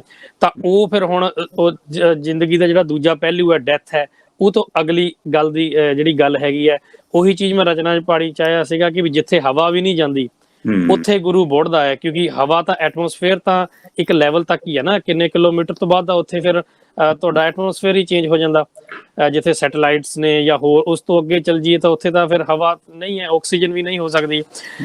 ਮਤਲਬ ਗੱਲ ਇਹ ਹੈ ਕਿ ਜਿਹੜਾ ਦੂਸਰਾ ਪੱਖ ਹੈ ਹਨਾ ਜੀ, ਇਨਸਾਨ ਨੇ ਜਾਣਾ ਵੀ ਹੈ ਛੱਡ ਕੇ, ਤਾਂ ਇਨਸਾਨ ਨੂੰ ਜੇਕਰ ਇਹ ਚੀਜ਼ ਦਾ ਅਹਿਸਾਸ ਹੁੰਦਾ ਰਹੇਗਾ ਤਾਂ ਸ਼ਾਇਦ ਇਨਸਾਨ ਚੰਗੇ ਪਾਸੇ ਲੱਗਿਆ ਰਹੇਗਾ। ਥੋੜੀ ਦੇਰ ਲਈ ਗਲਤ ਵੀ ਹੋ ਜਾਏਗਾ, ਫਿਰ ਅਹਿਸਾਸ ਹੋਏਗਾ, ਫਿਰ ਚੰਗੇ ਪਾਸੇ ਆ ਜਾਏਗਾ। ਇਹ ਇੱਕ ਫੈਕਟਰ ਆਈ ਥਿੰਕ ਇਨਸਾਨਾਂ ਨੂੰ ਦਿਮਾਗ 'ਚ ਰੱਖਣਾ ਚਾਹੀਦਾ, ਤਾਂ ਕਿ ਫਿਰ ਕਹਿ ਲਓ ਜਿਸ ਤਰ੍ਹਾਂ ਤੁਸੀਂ ਗੱਲ ਕੀਤੀ ਹੈ ਕਿ ਧਰਤੀ ਸਵਰਗ ਬਣੀ ਜਾਏਗੀ, ਧਰਤੀ ਸਵਰਗ। ਕਿਉਂਕਿ ਜਦੋਂ ਹਰੇਕ ਬੰਦੇ ਨੂੰ ਇਹ ਪਤਾ ਹੈ ਕਿ ਮੈਂ ਕਿਸੇ ਨਾ ਕਿਸੇ ਲੋੜਵੰਦ ਦੀ ਜ਼ਿੰਦਗੀ ਦੇ ਵਿੱਚ ਹੈਲਪ ਕਰਨੀ ਹੈ। ਬਿਲਕੁਲ। ਕੀ ਕਹਿਣਾ ਚਾਹੋਗੇ ਜੀ ਤੁਸੀਂ ਬੱਬਲ ਸਾਹਿਬ? ਆਪਣੀਆਂ ਜਿਹੜੀਆਂ ਲਾਈਨਾਂ ਪੜ੍ਹੀਆਂ ਨਾ ਉਹ ਇੱਕ ਵਾਰ ਫਿਰ ਪੜ੍ਹ ਦਿਓ ਪਲੀਜ਼। ਠੀਕ ਹੈ ਜੀ, ਠੀਕ ਹੈ ਜੀ। ਉਹ ਸੀਗਾ ਜੀ ਕਿ ਦੁਨੀਆ ਵੇਖੀ ਫਰਕ ਵਧਾਉਂਦੀ, ਦੁਨੀਆ ਵੇਖੀ ਫਰਕ ਵਧਾਉਂਦੀ, ਜੋਗੀ ਦਾ ਕੰਮ ਜੋੜਨਾ ਹੈ। ਦੁਨੀਆ ਵੇਖੀ ਫਰਕ ਵਧਾਉਂਦੀ, ਜੋਗੀ ਦਾ ਕੰਮ ਜੋੜਨਾ ਹੈ। ਜੋ ਵੀ ਪਾਈ ਖੈਰ ਤੁਸੀਂ ਉਹਨੂੰ, ਜੋ ਵੀ ਪਾਈ ਖੈਰ ਤੁਸੀਂ ਉਹਨੂੰ 10 ਗੁਣਾ ਕਰਕੇ ਮੋੜਨਾ ਹੈ। ਜਿੱਥੇ ਨਾ ਜਾ ਸਕਦੀ ਹਵਾ ਵੀ, ਜਿੱਥੇ ਨਾ ਜਾ ਸਕਦੀ ਹਵਾ ਵੀ, ਉੱਥੇ ਗੁਰੂ ਨੇ ਬੋੜਨਾ ਹੈ। ਬੱਬਲ ਵਰਗੇ ਨਾ ਸਮਝਿਆ ਨੇ, ਜੀਵਨ ਅਜਾਈ ਰੋੜਨਾ ਹੈ। ਮੈਂ ਤਾਂ ਜੀ 95% ਵਾਲਿਆਂ ਚੋਂ ਆਪਣੇ ਆਪ ਨੂੰ ਗਿਣਦਾ। ਹਾਂਜੀ। ਹੈਨ ਵਿਰਲੇ ਨਾਹੀ ਕਨੇ, ਫੈਲ ਫਕੜ ਸੰਸਾਰ। ਦੇਖੋ ਗੁਰਬਾਣੀ ਨੇ ਕੋਈ ਵੀ ਤੁਹਾਡੇ ਮਨ 'ਚ ਸ਼ੰਕਾ ਨਹੀਂ ਛੱਡੀ। ਹਾਂਜੀ। ਤੇ ਸਾਨੂੰ ਸਿੱਖ ਕੌਮ ਨੂੰ, ਹਰ ਇੱਕ ਸਿੱਖ ਨੂੰ ਬੜਾ ਆਪਣੇ ਆਪ ਤੇ ਮਾਣ ਹੋਣਾ ਚਾਹੀਦਾ ਕਿ ਪਤਾ ਨਹੀਂ ਕਿੰਨੇ ਜਨਮਾਂ ਦੀ ਭਗਤੀ ਜਾਂ ਕਿਸ ਤਰ੍ਹਾਂ ਦੇ ਕਰਮ ਕਰਕੇ ਸਾਨੂੰ ਇੱਕ ਸਿੱਖ ਪਰਿਵਾਰ ਦੇ ਵਿੱਚ ਜਨਮ ਮਿਲਿਆ ਜੀ। ਤੇ ਉਹ ਇਸ ਕਰਕੇ ਹੋਣਾ ਚਾਹੀਦਾ ਕਿ ਜਿਹੜਾ ਸਿੱਖ ਹੈ ਉਹ ਸਰਬੱਤ ਦੇ ਭਲੇ ਦੀ ਗੱਲ ਕਰਦਾ, ਉਹ ਵਨਨੈਸ ਦੀ ਗੱਲ ਕਰਦਾ ਜੀ। ਤੇ ਕਿਉਂ ਨਹੀਂ ਸਾਨੂੰ ਆਪਣੇ ਆਪ ਤੇ ਮਾਣ ਹੋਣਾ ਚਾਹੀਦਾ ਜੀ। ਸਾਡੇ ਕੋਲ ਇਸ ਤਰ੍ਹਾਂ ਦਾ ਗੁਰੂ ਗ੍ਰੰਥ ਸਾਹਿਬ, ਇਸ ਤਰ੍ਹਾਂ ਦੇ ਖਜ਼ਾਨਾ ਹੈ ਕਿ ਜੋ ਦੁਨੀਆ 'ਚ ਤੁਹਾਨੂੰ ਕਿਤੇ ਨਹੀਂ ਮਿਲਣਾ। ਜੀ ਬਿਲਕੁਲ। ਇਸ ਤਰ੍ਹਾਂ ਦੇ ਗੁਰੂ ਕਿ ਆਪ ਪ੍ਰਮਾਤਮਾ ਗੁਰੂ ਨਾਨਕ ਦੇਵ ਜੀ ਦੇ ਰੂਪ ਦੇ ਵਿੱਚ 10 ਜਾਮਿਆਂ ਦੇ ਵਿੱਚ ਆ ਕੇ ਕੋਈ ਇੱਕ ਇਟ ਵਾਸ ਨਾਟ ਜਸਟ ਇੱਕ ਕੋਇਨਸੀਡੈਂਸ ਨਹੀਂ ਸੀਗੇ ਕਿ ਇੱਕ ਗੁਰੂ ਤੋਂ 2 ਗੁਰੂ ਤੋਂ 10 ਗੁਰੂ ਸਾਹਿਬ ਤੋਂ ਬਾਅਦ ਜੋ ਵੀ ਹੋਇਆ ਇਹੋ, ਫਿਰ ਜੋ ਵੀ ਇਹੋ ਸਾਰਾ ਹੋਇਆ ਇਸ ਕਹਿੰਦੇ ਨਾ ਕਿ ਪ੍ਰਗਟਿਓ ਖਾਲਸਾ ਪਰਮਾਤਮ ਕੀ ਮੌਜ। ਜੀ। ਜੋ ਇਸ ਸਾਰੀ ਪ੍ਰੋਸੈਸ ਦੇ ਵਿੱਚੋਂ ਇੱਕ ਖਾਲਸਾ ਦਾ ਕਨਸੈਪਟ ਨਿਕਲਿਆ, ਇੱਕ ਖਾਲਸਾ ਮੇਰੋ ਰੂਪ ਹੈ ਖਾਸ, ਖਾਲਸਾ ਸੋ ਜੋ ਕਰੇ ਨਿਤ ਜੰਗ, ਖਾਲਸਾ ਸੋ ਜੋ ਚੜੇ ਤਰੰਗ। ਇਹ ਜਿਹੜਾ ਜੰਗ ਆਪਣੇ ਮਨ ਦੇ ਨਾਲ, ਮਤਲਬ ਕੋਈ ਵੀ ਤੁਹਾਡੇ ਕੋਲ ਸਿੱਖੀ ਦੇ ਵਿੱਚ ਇੱਕ ਇਸ ਤਰ੍ਹਾਂ ਦਾ ਫੁੱਲ ਪੈਕੇਜ ਹੈ ਜੀ ਕਿ ਇਹਨੂੰ ਕੋਈ ਵੀ ਕੁਐਸਚਨ ਨਹੀਂ ਕਰ ਸਕਦਾ। ਪਰ ਅੱਜ ਬੜੇ ਮੰਦਭਾਗੇ ਹਾਲਾਤ ਨੇ ਸਾਡੀ ਕੌਮ ਦੇ ਕਿ ਅਸੀਂ ਜਿਹੜਾ ਮੈਸੇਜ ਆਫ ਵਨਨੈਸ ਹੈ, ਮੈਸੇਜ ਆਫ ਲਵ ਹੈ, ਮੈਸੇਜ ਆਫ ਗੁਰੂ ਗ੍ਰੰਥ ਸਾਹਿਬ ਹੈ, ਉਹਨੂੰ ਛੱਡ ਕੇ ਜਿੰਨੀਆਂ ਵੀ ਕੰਟਰੋਵਰਸੀਆਂ ਕ੍ਰੀਏਟ ਕਰ ਸਕਦੇ ਆ ਉਹ ਅਸੀਂ ਕ੍ਰੀਏਟ ਕੀਤੀਆਂ ਜੀ। ਇਹਨਾਂ ਕੰਟਰੋਵਰਸੀ ਦੇ ਪਿੱਛੇ ਖੇਲ ਹੈਗਾ ਮਾਇਆ ਦਾ। ਹਾਂਜੀ। ਕਿਉਂਕਿ ਮੈਂ ਪਿਛਲੇ ਪ੍ਰੋਗਰਾਮ 'ਚ ਕਿਹਾ ਸੀ ਕਿ ਸਾਡੀ ਕੌਮ ਦੀ ਸਭ ਤੋਂ ਵੱਡੀ ਬਦਕਿਸਮਤੀ ਹੈ ਕਿ ਇਹ ਮਾਇਆ ਤੋਂ ਇਸ ਤਰ੍ਹਾਂ ਦੀ ਚੀਜ਼ ਦੱਸਿਆ ਕਿ ਇਹ ਨਹੀਂ ਬਿਨਾਂ ਦੰਦਾਂ ਤੋਂ ਜੱਗ ਖਾ ਲਿਆ, ਅਸੀਂ ਉਹਦੇ ਪਿੱਛੇ ਦੌੜੇ ਆ ਸ਼ੁਰੂ ਤੋਂ ਲੈ ਕੇ। ਜੀ ਤੇ ਉਹ ਮਾਇਆ ਹੀ ਇਹ ਸਾਡੇ ਪਖੰਡੀ ਪੈਦਾ ਕਰਦੇ, ਪਖੰਡੀ ਲੀਡਰ। ਇਨੀ ਜਿਹੜਾ ਜੋ ਸੱਚ ਦਾ ਮੈਸੇਜ ਹੈ ਨਾ, ਇਹਨੂੰ ਜਾਣ ਹੀ ਨਹੀਂ ਦਿੱਤਾ।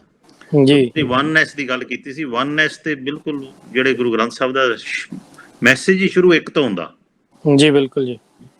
ਤੇ ਉਹ ਪ੍ਰਮਾਤਮਾ ਬੇਅੰਤ ਹੈ, ਆਪੇ ਹੀ ਉਹ ਇੱਕ ਹੈ, ਆਪੇ ਹੀ ਉਹ ਅਨੇਕ ਹੈ, ਉਹਦੇ ਰੂਪ ਹੈ, ਏਕ ਹੈ, ਅਨੇਕ ਹੈ। ਉਹ ਜਿਹੜਾ ਸਾਨੂੰ ਹੈ ਕਿ ਅਸੀਂ ਜਿਹੜੇ ਹੈ ਨਾ ਕਿ ਦੁਬਿਧਾ, ਜਦੋਂ ਅਸੀਂ 1 ਤੋਂ 2 ਦੀ ਗੱਲ ਕਰਦੇ ਹਾਂ, 2 ਤੋਂ 4 ਤੋਂ 8, ਉਹ ਫਿਰ ਜਿਸ ਤਰ੍ਹਾਂ ਤੁਹਾਡਾ ਜੋਗੀ ਵਾਲਾ, ਕਿ ਜੋਗੀ ਦਾ ਕੰਮ ਹੈ ਜੋੜਨਾ। ਜੀ ਬਿਲਕੁਲ ਜੀ। ਉਹ ਜੋੜਨੇ ਵਾਲਾ ਕੰਮ ਅਸੀਂ ਉਹ ਰਾਹ ਛੱਡਤਾ, ਜੋਗੀ ਵਾਲਾ ਰਾਹ ਛੱਡਤਾ, ਅਸੀਂ ਦਸਵੰਧ ਵਾਲਾ ਰਾਹ ਛੱਡ ਦਿੱਤਾ, ਅਸੀਂ ਪ੍ਰੇਮ ਵਾਲੀ ਕਹਾਣੀ ਛੱਡ ਦਿੱਤੀ। ਸੋ 2 ਫਾੜ ਤੋਂ 4 ਫਾੜ ਅਸੀਂ ਇਹ ਵੰਡਦੇ ਅਸੀਂ ਇੰਨੀਆਂ ਜਮਾਤਾਂ ਤੇ ਕਲਾਸਾਂ ਦੇ ਵਿੱਚ ਵੰਡ ਗਏ ਆ ਕਿ ਜਿਨ੍ਹਾਂ ਦੇ ਖਿਲਾਫ ਅਸੀਂ, ਜ਼ੁਲਮ ਦੇ ਖਿਲਾਫ ਅਸੀਂ ਖੜੇ ਹੋਏ ਸੀ, ਜੀ ਹੁਣ ਕੱਲੇ ਨੂੰ ਲਤਾੜ ਕੇ ਮਾਰ ਰਹੇ ਨੇ। ਜੀ ਬਿਲਕੁਲ ਜੀ। ਜ਼ੁਲਮ ਹੋ ਰਿਹਾ ਪੂਰੀ ਕੌਮ ਦੇ ਉੱਤੇ, ਅਸੀਂ ਦੇਖ ਰਹੇ ਹਾਂ, ਸਭ ਕੁਝ ਹੋ ਰਿਹਾ। ਜੀ ਤਾਂ ਇਹਨਾਂ ਚੀਜ਼ਾਂ ਦੇ ਉੱਤੇ ਬਹੁਤ ਵੱਡਾ ਪਹਿਰਾ ਦਿੱਤਾ ਕਲਗੀਧਰ ਟਰਸਟ ਨੇ। ਜੀ ਕਲਗੀਧਰ ਟਰਸਟ ਬੜੂ ਸਾਹਿਬ ਇੱਕ ਇਸ ਤਰ੍ਹਾਂ ਦੀ ਸੰਸਥਾ ਜਿਹਦੀ ਹਿਸਟਰੀ ਤੁਹਾਨੂੰ ਅਸੀਂ ਹਰ ਪ੍ਰੋਗਰਾਮ ਦੇ ਵਿੱਚ ਦੱਸੀ ਵੀ ਹੈ ਕਿ ਸਿਰਫ 1988-89 ਦੇ ਵਿੱਚ ਸਿਰਫ 5 ਬੱਚਿਆਂ ਦੇ ਨਾਲ ਇੱਕ ਸਕੂਲ ਹਿਮਾਚਲ ਦੀਆਂ ਪਹਾੜੀਆਂ ਦੇ ਵਿੱਚ ਸ਼ੁਰੂ ਕੀਤਾ ਗਿਆ। ਬਾਬਾ ਇਕਬਾਲ ਸਿੰਘ ਜੀ, ਜੋ ਕਿ ਆਪਣੀ ਪੂਰੀ ਲਾਈਫ ਪਹਿਲਾਂ MSc ਐਗਰੀਕਲਚਰ, ਫਿਰ ਡਾਇਰੈਕਟਰ ਆਫ ਐਗਰੀਕਲਚਰ ਹਿਮਾਚਲ 'ਚ ਲਾਈਫ ਪੂਰੀ ਉਹਨੇ ਆਪਣੀ ਸਰਵਿਸ ਕੀਤੀ। ਰਿਟਾਇਰਮੈਂਟ ਤੋਂ ਬਾਅਦ ਦੀ ਗੱਲ ਹੈ ਉਹ। ਜੀ ਇਹ ਇੱਕ ਰਿਟਾਇਰਮੈਂਟ ਤੋਂ ਬਾਅਦ ਇੱਕ ਇਸ ਤਰ੍ਹਾਂ ਦਾ ਗੁਰਸਿੱਖ ਜਿਨ੍ਹਾਂ ਨੂੰ ਸ਼੍ਰੋਮਣੀ ਪੰਥ ਰਤਨ ਦਾ ਖਿਤਾਬ ਮਿਲਿਆ ਹੈ, ਜੀ ਉਹਨਾਂ ਦੀ ਅਸੀਂ ਲਾਈਫ ਦੇਖੀਏ। ਉਹਨਾਂ ਤੋਂ ਪਹਿਲਾਂ ਸੰਤ ਅਤਰ ਸਿੰਘ ਜੀ ਮਹਾਰਾਜ, ਸੰਤ ਤੇਜਾ ਸਿੰਘ ਜੀ ਮਹਾਰਾਜ, ਜਿਹੜੇ ਇਸ ਆਰਗੇਨਾਈਜੇਸ਼ਨ ਦੇ ਬਾਨੀ, ਕਿ ਉਹ 5 ਬੱਚਿਆਂ ਤੋਂ ਸ਼ੁਰੂ ਕਰਕੇ ਅੱਜ 130 ਸਕੂਲ, 70,000 ਬੱਚਾ, ਜਿਹੜੇ ਕਿ ਸਿੱਖ ਪਰਿਵਾਰਾਂ ਦੇ ਮੇਨਲੀ ਬੱਚੇ ਸਾਰੇ ਨੇ, ਨਿਤਨੇਮੀ ਨੇ, ਅੰਮ੍ਰਿਤਧਾਰੀ ਨੇ। ਜੀ ਸੋ ਐਡੀ ਬੜੀ ਸੰਸਥਾ ਖੜੀ ਕਰ ਦਿੱਤੀ ਤੇ 3 ਯੂਨੀਵਰਸਿਟੀਜ਼। ਉਹਦੇ ਹੁਣ ਇਸ ਵੇਲੇ ਜਿਹੜਾ COVID-19 ਦਾ ਚੈਲੰਜ ਹੈ, ਉਹ ਚੈਲੰਜ ਬੜਾ ਵੱਡਾ ਉਹਨਾਂ ਵਾਸਤੇ ਵੀ ਹੈ ਕਿ ਜਿਹੜੇ ਬੱਚੇ ਹੁਣ ਸਕੂਲ ਬੰਦ, 130 ਸਕੂਲ ਬੰਦ ਕਰ ਦਿੱਤੇ, ਪਤਾ ਨਹੀਂ ਬੱਚਿਆਂ ਨੇ ਕਦੋਂ ਸਕੂਲੇ ਜਾਣਾ।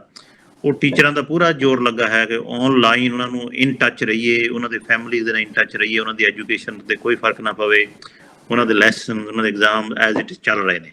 ਜੀ ਪਰ ਜਿਹੜੇ ਸ਼ਰਾਰਤੀ ਅੰਸਰ ਵਿੱਚ ਸਾਡੇ, ਕਿਉਂਕਿ ਅਸੀਂ ਸਿੱਖੀ ਨਾਲ ਨਹੀਂ ਜੁੜੇ, ਕਿਉਂਕਿ ਅਸੀਂ ਇਹ ਗੁਰੂ ਨਾਨਕ ਦੇਵ ਜੀ ਦਾ ਮੈਸੇਜ ਨਹੀਂ ਸਮਝਿਆ, ਉਹ ਇਸ ਤਰ੍ਹਾਂ ਦੀਆਂ ਅਫਵਾਹਾਂ ਕਿ ਜੇ ਬੱਚਾ ਸਕੂਲ ਨਹੀਂ ਜਾ ਰਿਹਾ ਤਾਂ ਫੀਸ ਦੇਣ ਦੀ ਲੋੜ ਨਹੀਂ। ਜੀ ਜੇ ਤੁਸੀਂ ਫੀਸ ਨਹੀਂ ਦਿਓਗੇ ਤਾਂ ਟੀਚਰਾਂ ਦੀਆਂ ਤਨਖਾਹਾਂ, ਬਾਕੀ ਓਵਰਹੈਡਸ, ਉਹ ਕਿਸ ਤਰ੍ਹਾਂ ਮੀਟ ਹੋਣਗੇ? ਜੀ ਬਿਲਕੁਲ। ਕਿਉਂਕਿ ਜਦੋਂ ਇਹ ਆਰਗੇਨਾਈਜੇਸ਼ਨ ਹੋਂਦ ਦੇ ਵਿੱਚ ਆਈ ਹੈ ਕਿ ਫੀਸਾਂ ਜਿਹੜੀਆਂ ਉਹ ਸਿਰਫ ਸਕੂਲ ਦੀ ਆਪਰੇਸ਼ਨ ਹੀ ਕਵਰ ਕਰਦੀਆਂ ਨੇ। ਜੀ ਇੰਨੀਆਂ ਲੈਂਡ ਡੋਨੇਸ਼ਨਸ ਹੋਈਆਂ, ਜਿਹੜੇ ਬਿਲਡਿੰਗਾਂ ਬਣੀਆਂ ਉਹ ਸੰਗਤਾਂ ਦੀ ਹੈਲਪ ਨਾਲ ਬਣੀਆਂ, ਦਸਵੰਧ ਨਾਲ ਬਣੀਆਂ। ਜੀ ਬਿਲਕੁਲ। ਜਿਹੜਾ ਐਕਸਪੈਂਸ਼ਨ ਹੋਇਆ, ਅੱਗੇ ਤੋਂ ਅੱਗੇ ਸਕੂਲ ਵਧੇ, ਉਹ ਵੀ ਸੰਗਤਾਂ ਦੇ ਦਸਵੰਧ ਨਾਲ ਹੀ ਬਣੇ ਨੇ। ਬਿਲਕੁਲ ਜੀ। ਸੋ ਸੰਗਤਾਂ ਅੱਗੇ ਇਹ ਜਿਹੜਾ ਪ੍ਰੋਜੈਕਟ ਹੈ ਵੋਕ ਟੂ ਸੇਵ ਦੇ ਵਿੱਚ ਸਾਡਾ ਇਹ ਹੈ ਕਿ ਤੁਹਾਨੂੰ ਅਸੀਂ ਪ੍ਰੈਕਟੀਕਲ ਗੱਲ ਕਰ ਰਹੇ ਹਾਂ, ਇੱਕ ਤੁਹਾਨੂੰ ਆਪਸ਼ਨ ਦੇ ਰਹੇ ਹਾਂ ਕਿ ਜੇ ਤੁਸੀਂ ਸਿੱਖੀ ਦੇ ਮੈਸੇਜ ਨੂੰ ਫੈਲਾਉਣਾ ਚਾਹੁੰਦੇ ਹੋ, ਜੇ ਪੰਜਾਬ ਨੂੰ ਬਚਾਉਣਾ ਚਾਹੁੰਦੇ ਹੋ, ਤੇ ਇਸ ਵੇਲੇ ਜਿਹੜੀ ਇੱਕ ਆਰਗੇਨਾਈਜੇਸ਼ਨ ਜੇ ਬਿਲਕੁਲ ਇੱਕ ਮਤਲਬ ਇਸ ਤਰ੍ਹਾਂ ਦਾ ਸਟੈਂਡ ਲਿਆ ਜਿਹੜਾ ਕਿ ਹੋਰ ਕਿਸੇ ਆਰਗੇਨਾਈਜੇਸ਼ਨ ਨੇ ਸਟੈਂਡ ਨਹੀਂ ਲਿਆ। ਜੀ ਉਹ ਸਟੈਂਡ ਇਹ ਸੀ ਕਿ ਜੇ ਸਿੱਖ ਪਰਿਵਾਰ ਦਾ ਬੱਚਾ ਹੈ, ਜੀ ਉਹਦੇ ਲਈ ਗੁਰੂ ਗ੍ਰੰਥ ਸਾਹਿਬ ਦੀ ਸਿੱਖਿਆ ਲਾਜ਼ਮੀ ਹੈ, ਕੰਪਲਸਰੀ, ਆਪਸ਼ਨ ਨਹੀਂ ਹੈਗੀ ਉਹਦੇ 'ਚ। ਜੀ ਕਿਉਂਕਿ ਉਹ ਸਿੱਖਿਆ ਹੀ ਇਸ ਤਰ੍ਹਾਂ ਦੀ ਹੈ ਕਿ ਉਹਦੇ 'ਚ ਕੋਈ ਜਦ ਜਿੱਤੇ ਕੋਈ ਕਿੰਤੂ ਪਰੰਤੂ ਹੀ ਹੈ ਨਹੀਂ, ਤੇ ਉਹ ਲਾਜ਼ਮੀ ਕਿਉਂ ਨਾ ਬਣਾਈਏ? ਜੀ ਜਿਹੜਾ ਸਾਡਾ ਸਿੱਖੀ ਸਰੂਪ, ਸਾਡੇ 10 ਗੁਰੂ ਜਿਨ੍ਹਾਂ ਨੇ ਇਸ ਸਿੱਖੀ ਸਰੂਪ ਦੇ ਵਿੱਚ ਰਹੇ ਨੇ, ਜੀ ਉਹ ਇਸ ਤਰ੍ਹਾਂ ਦੀਆਂ ਸਾਡੇ ਲਈ ਕੁਰਬਾਨੀਆਂ ਕੀਤੀਆਂ ਕਿ ਸਾਡੇ ਦੇ ਵਿੱਚ ਇੰਨੀ ਵੀ ਲਾਇਲਟੀ ਹੈ ਨਹੀਂ ਕਿ ਅਸੀਂ ਆਪਣਾ ਸਿੱਖ ਪਰਿਵਾਰ ਦੇ ਵਿੱਚ ਪੈਦਾ ਹੋ ਕੇ ਆਪਣਾ ਸਿੱਖੀ ਸਰੂਪ ਨਾ ਰੱਖ ਸਕੀਏ। ਜੀ ਇਹ ਹੈਗੀ ਅਗਿਆਨਤਾ, ਇਗਨੋਰੈਂਸ, ਨਾਟ ਨੋਇੰਗ। ਇੱਧਰਲੇ ਪਾਸੇ ਨੂੰ ਹਨੇਰੇ ਦੇ ਵਿੱਚ ਅਸੀਂ ਆਪਣੀ ਜ਼ਿੰਦਗੀ ਬਤੀਤ ਕਰ ਰਹੇ ਹਾਂ। ਜੀ ਤੁਸੀਂ ਜਿਸ ਤਰ੍ਹਾਂ ਸੇ ਕਿ 95% ਤੇ ਹੈ ਸਾਨੂੰ ਇਸ ਗਿਆਨ ਦਾ ਮਤਲਬ ਅਸੀਂ ਉਹ ਰੁਮਾਲਾ ਚੱਕ ਕੇ ਦੇਖਿਆ ਹੀ ਨਹੀਂ ਕਿ ਅੰਦਰ ਭਾਈ ਗਿਆਨ ਕਿਹੜਾ ਖਜ਼ਾਨਾ ਇਹਦੇ ਛੁਪਿਆ। ਜੀ ਜੀ ਜੀ ਅਸੀਂ ਜਿਹਨਾਂ ਨੂੰ ਅਸੀਂ ਬੁੱਤ ਪੂਜ ਕਰਕੇ ਨਿੰਦਦੇ ਰਹੇ, ਅਸੀਂ ਉਹ ਆਪ ਉਹੀ ਬਣ ਗਏ। ਜੀ ਅਸੀਂ ਮੱਥਾ ਟੇਕਿਆ, ਪਤਾ ਨਹੀਂ ਕਿਹਨੂੰ ਮੱਥਾ ਟੇਕ ਰਹੇ ਹਾਂ। ਜੀ ਲੰਗਰ ਛਕਿਆ, ਘਰ ਨੂੰ ਆ ਗਏ, ਬਸ ਇਹੋ ਹੀ ਪ੍ਰੋਸੈਸ ਸਾਡੀ ਲਾਈਫ 'ਚ, ਇਹੋ ਹੀ ਸਾਡੀ ਸਿੱਖੀ ਰਹਿ ਗਈ ਅੱਜ ਤੱਕ।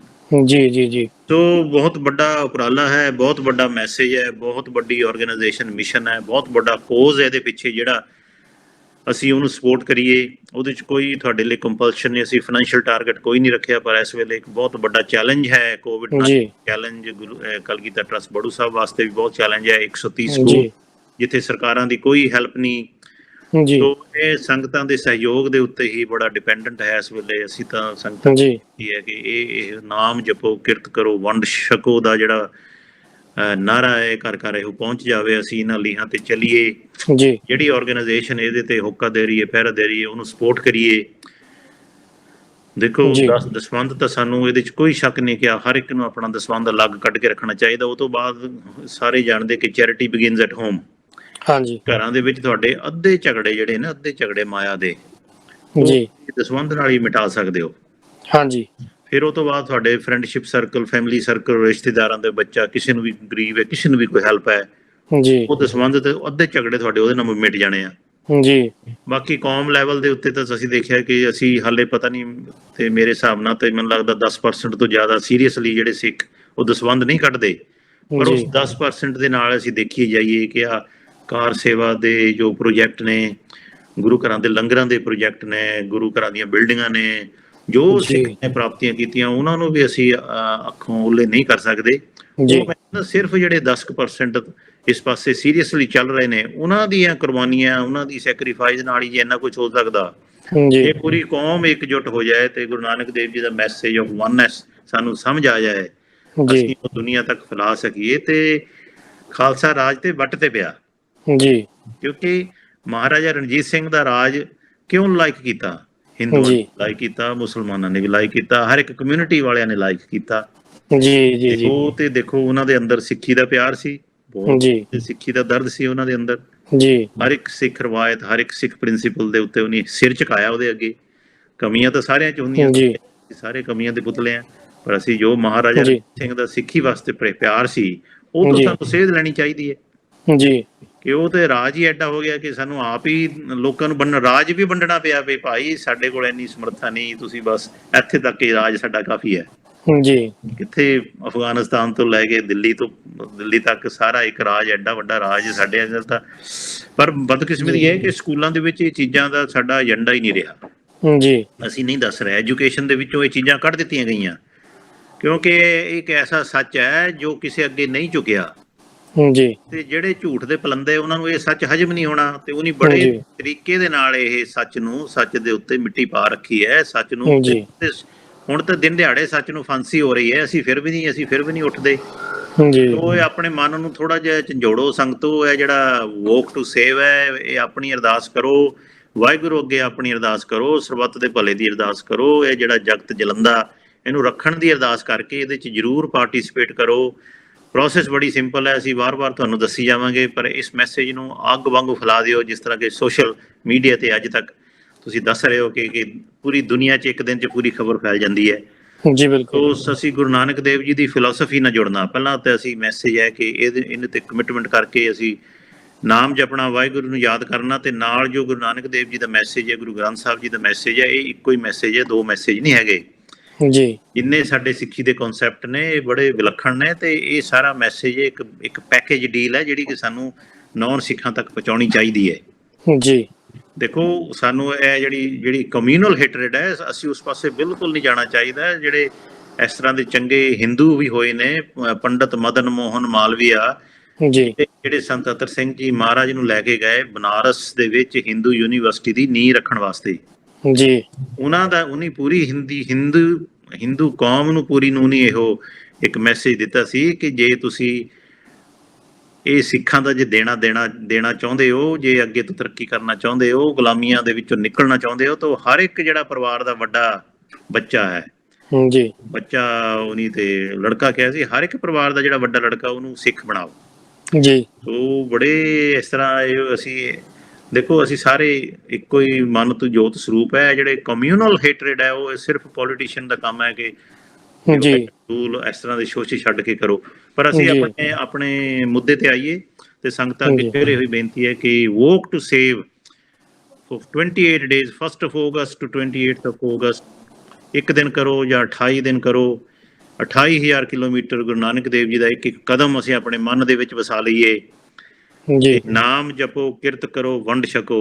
ਅਸੀਂ ਇਹ ਇੱਕ ਰੈਜ਼ੋਲੂਸ਼ਨ, ਨਿਊ ਈਅਰ ਰੈਜ਼ੋਲੂਸ਼ਨ ਸਮਝ ਕੇ ਇਹਨੂੰ ਆਪਣਾ ਬਣਾ ਲਈਏ ਕਿ ਜੇ ਸਾਨੂੰ ਕਿਤੇ 1000 ਪਾਉਂਡ ਕੋਈ ਦੇ ਜਾਂਦਾ ਤੇ ਉਹਦੇ ਚੋਂ 100 ਪਾਉਂਡ ਅਸੀਂ ਕਹਿੰਦੇ ਕਿ ਅਸੀਂ ਸਾਈਡ ਤੇ ਰੱਖ ਲੈਣਾ ਚੈਰਿਟੀ ਵਰਕ ਵਾਸਤੇ ਜੀ। ਨੋ ਇਹ ਪ੍ਰੈਕਟੀਕਲੀ ਤੇ ਬਹੁਤ ਔਖਾ, ਕਿਉਂਕਿ ਨਹੀਂ ਕਰ ਰਹੇ, ਬਹੁਤ ਤੇ ਨਹੀਂ ਕਰ ਰਹੇ। ਅਸੀਂ ਉੱਥੇ ਹੱਥ ਬੜਾ ਘੁੱਟ ਲੈਂਦੇ ਜਦੋਂ ਚੈਰਿਟੀ ਦਾ ਕੰਮ ਹੁੰਦਾ, ਪਰ ਇਹ ਜਿਹੜਾ ਸਮਾਜ ਹੈ ਇਹਦੀ ਸਿਰਜਣਾ ਵਾਸਤੇ, ਇਹਦੀ ਤਰੱਕੀ ਵਾਸਤੇ ਉਹ ਬਹੁਤ ਜ਼ਰੂਰੀ ਹੈ। ਗੁਰੂ ਨਾਨਕ ਦੇਵ ਜੀ ਦਾ ਸਿਧਾਂਤ ਹੈ ਜੋ ਉਹ ਤੋਂ ਬਿਨਾਂ ਸਾਡਾ ਚਾਰਾ ਕੋਈ ਨਹੀਂ ਸਾਡੇ ਲਈ ਹੋਰ ਜੀ। ਬਿਲਕੁਲ ਅਟਵਾਲ ਜੀ, ਤੁਸੀਂ ਦੱਸ ਰਹੇ ਕਿ ਜਿਸ ਤਰ੍ਹਾਂ ਸੰਗਤਾਂ ਦੇ ਸਹਿਯੋਗ ਦੇ ਨਾਲ ਦੇਖੋ ਕਿਸ ਤਰ੍ਹਾਂ ਪਸਾਰਾ ਹੋਇਆ, 130 ਅਕੈਡਮੀਆਂ ਬਣ ਗਈਆਂ, ਜਿੱਥੇ ਜਿਹੜਾ ਕਿ ਟਾਰਗੇਟ ਤੁਹਾਡਾ 500 ਦਾ ਹੈਗਾ ਆ। ਤੇ ਕਿਉਂਕਿ ਸੰਗਤਾਂ ਦੀ ਇੱਕ ਜਿਹੜੀ ਕਹਿ ਲਓ ਵੀ ਉਹ ਪੈਨੀ ਹੈਗੀ ਹੈ ਜਾਂ ਹਨਾ ਜੀ ਪਾਉਂਡ ਹੈ ਜਾਂ ਡਾਲਰ ਹੈ ਜਾਂ ਕੁਛ ਵੀ ਹੈ, ਉਹਦੇ ਨਾਲ ਇਹ ਇੰਨਾ ਪਸਾਰਾ ਹੋਇਆ। ਤੇ ਅੱਗੇ ਵੀ ਸੰਗਤ ਦੇ ਅੱਗੇ ਤੁਸੀਂ ਅਪੀਲ ਕਰ ਰਹੇ ਹੋ, ਸੰਗਤ ਦੀ ਸਪੋਰਟ ਵੀ ਮਿਲ ਰਹੀ ਹੈ, ਹੋਪਫੁਲੀ ਅੱਗੇ ਵੀ ਮਿਲੇਗੀ। ਇੱਕ ਤਰ੍ਹਾਂ ਨਾਲ ਕਹਿ ਲਓ ਵੀ ਹੁਣ ਕਲਗੀਧਰ ਟਰੱਸਟ ਦੇ ਜੋ ਵੀ ਚੱਲ ਰਿਹਾ, ਸੰਗਤ ਅਸਲ ਉਹਦੀ ਮਾਲਕ ਸੰਗਤ ਹੈਗੀ ਹੈ, ਕਿਉਂਕਿ ਸੰਗਤ ਨੇ ਸਾਰਾ ਕੁਛ ਕੀਤਾ, ਨੋ ਡਾਊਟ ਜੀ। ਦੂਜੇ ਪਾਸੇ ਤੁਸੀਂ ਗੱਲ ਕਰ ਰਹੇ ਸੀ ਕਿ ਸਰਕਾਰਾਂ ਨੂੰ ਵੀ ਚਾਹੀਦਾ, ਜੇਕਰ ਫੀਸ ਉਹਨਾਂ ਨੇ ਕਿਹਾ ਕਿ ਨਹੀਂ ਤੁਸੀਂ ਦਿਓ, ਜੇ ਨਹੀਂ ਤੁਸੀਂ ਸਕੂਲ ਜਾ ਰਹੇ, ਹੈ ਨਾ ਜੀ। ਸੋ ਜੇਕਰ ਕੋਈ ਆਰਗੇਨਾਈਜੇਸ਼ਨ ਇੱਕ ਐਕਸਟਰਾ ਇੱਕ ਸਪੈਸ਼ਲ ਐਫਰਟ ਕਰ ਰਹੀ ਹੈ ਕਿ ਸਕੂਲ ਬੰਦ ਨਹੀਂ ਹੋਏ, ਤਾਂ ਉਹਨਾਂ ਨੇ ਪੜ੍ਹਾਈ ਬੰਦ ਨਹੀਂ ਕੀਤੀ, ਹੈ ਨਾ ਜੀ, ਕਿ ਉਹ ਘਰੋਂ ਹੀ ਆਨਲਾਈਨ ਕਲਾਸਿਸ ਲਗਾ ਰਹੇ ਨੇ, ਪੂਰੀ ਐਜੂਕੇਸ਼ਨ ਨੂੰ ਉਸੇ ਤਰ੍ਹਾਂ ਮੇਨਟੇਨ ਕਰਨ ਦੀ ਕੋਸ਼ਿਸ਼ ਕਰ ਰਹੇ, ਇੱਕ ਬੜਾ ਸਪੈਸ਼ਲ ਐਫਰਟ ਦਿਖਾਇਆ। ਮੈਨੂੰ ਲੱਗਦਾ ਉੱਥੇ ਸਰਕਾਰ ਨੂੰ ਵੀ ਇਹ ਚੀਜ਼ ਸੋਚਣੀ ਚਾਹੀਦੀ ਹੈ ਕਿ ਕਿਹੜੇ ਸਕੂਲ ਜਿਹੜੇ ਹੈ ਬੰਦ ਹੋਣ ਤੋਂ ਬਾਅਦ ਐਜੂਕੇਸ਼ਨ ਬੰਦ ਕਰ ਚੁੱਕੇ ਹੈ, ਕਿਹੜੀ ਸੰਸਥਾ ਨੇ, ਆਰਗੇਨਾਈਜੇਸ਼ਨ, ਸਕੂਲਸ ਨੇ ਕਰੋਨਾ ਵਾਇਰਸ ਦੇ ਇਸ ਦੌਰ ਦੇ ਵਿੱਚ ਵੀ ਕਹਿ ਲਓ ਵੀ ਐਜੂਕੇਸ਼ਨ ਦੇਣ ਦਾ ਜੋ ਉਹਨਾਂ ਦਾ ਜੋ ਇਰਾਦਾ ਹੈ, ਜੋ ਇੰਟੈਂਸ਼ਨ ਹੈ, ਉਹ ਬਣਾ ਕੇ ਰੱਖੀ ਪ੍ਰੈਕਟੀਕਲੀ। ਸੋ ਆਈ ਥਿੰਕ ਸਰਕਾਰ ਨੂੰ ਵੀ ਕਿਤੇ ਨਾ ਕਿਤੇ ਥੋੜ੍ਹਾ ਜਿਹਾ ਸੋਚਣਾ ਚਾਹੀਦਾ ਕਿ ਜੇ ਫੀਸ ਨਹੀਂ ਆਈ ਤਾਂ ਸਰਕਾਰ ਕਿਸ ਤਰ੍ਹਾਂ ਹੈਲਪ ਉਹਨਾਂ ਦੀ ਕਰ ਸਕਦੀ ਹੈ। ਆਈ ਥਿੰਕ ਉਹਨਾਂ ਦਾ ਇੰਟਰਫੇਰੈਂਸ ਵੀ ਇਹਦੇ ਵਿੱਚ ਚਾਹੀਦਾ ਹੈ। ਦੇਖੋ ਜਿਹੜਾ ਸਰਕਾਰ ਵਾਲਾ ਪੱਖ ਹੈ ਨਾ, ਉਹ ਤੇ ਬੜਾ ਦੁਖਦਾਈ ਪੱਖ ਹੈ ਜੇ ਅਸੀਂ ਇੰਡੀਆ ਦੀ ਹਾਲਤ ਦੇਖੀ ਜਾਵੇ ਨਾ। ਜੀ। ਹੁਣ ਅਸੀਂ ਤੇ ਉੱਥੇ ਸਾਰੇ ਸਿਸਟਮ ਦੇ ਵਿੱਚੋਂ ਲੰਘੇ ਆ ਨਾ। ਹੁਣ ਅਸੀਂ 13 ਸਾਲ ਪੰਜਾਬ ਦੇ ਵਿੱਚ, ਮੈਂ ਆਪਣੀ ਜਿਹੜੀ ਪ੍ਰਾਇਮਰੀ ਐਜੂਕੇਸ਼ਨ ਦਾ ਮੇਰਾ ਆਪਣਾ ਐਕਸਪੀਰੀਅੰਸ ਹੈ ਕਿ ਸਾਨੂੰ ਸਿੱਖੀ ਬਾਰੇ ਉੱਥੇ ਕੀ ਦੱਸਿਆ ਗਿਆ ਸਕੂਲ 'ਚ ਜੀ। ਉਹੀ ਮੁਗਲਾਂ ਦੀ ਹਿਸਟਰੀ ਪੜ੍ਹਾਈ ਜਾ ਰਹੇ ਨੇ, ਜਿਹੜਾ ਕਿ ਸਾਨੂੰ 10 ਗੁਰੂਆਂ ਦੇ ਕਿਸ ਤਰ੍ਹਾਂ ਉਹ 700-800 ਸਾਲ ਦੀ ਗੁਲਾਮੀ ਨੂੰ ਜਿਹਨਾਂ ਖਤਮ ਕੀਤਾ ਜੀ, ਉਹਨਾਂ ਵਾਸਤੇ ਸਾਡੇ ਜਿਹੜਾ ਕਰਿਕੂਲਮ ਹੈ ਸਕੂਲਾਂ ਦਾ, ਉਹਦੇ 'ਚ ਜਗ੍ਹਾ ਹੀ ਹੈ ਨਹੀਂ ਜੀ।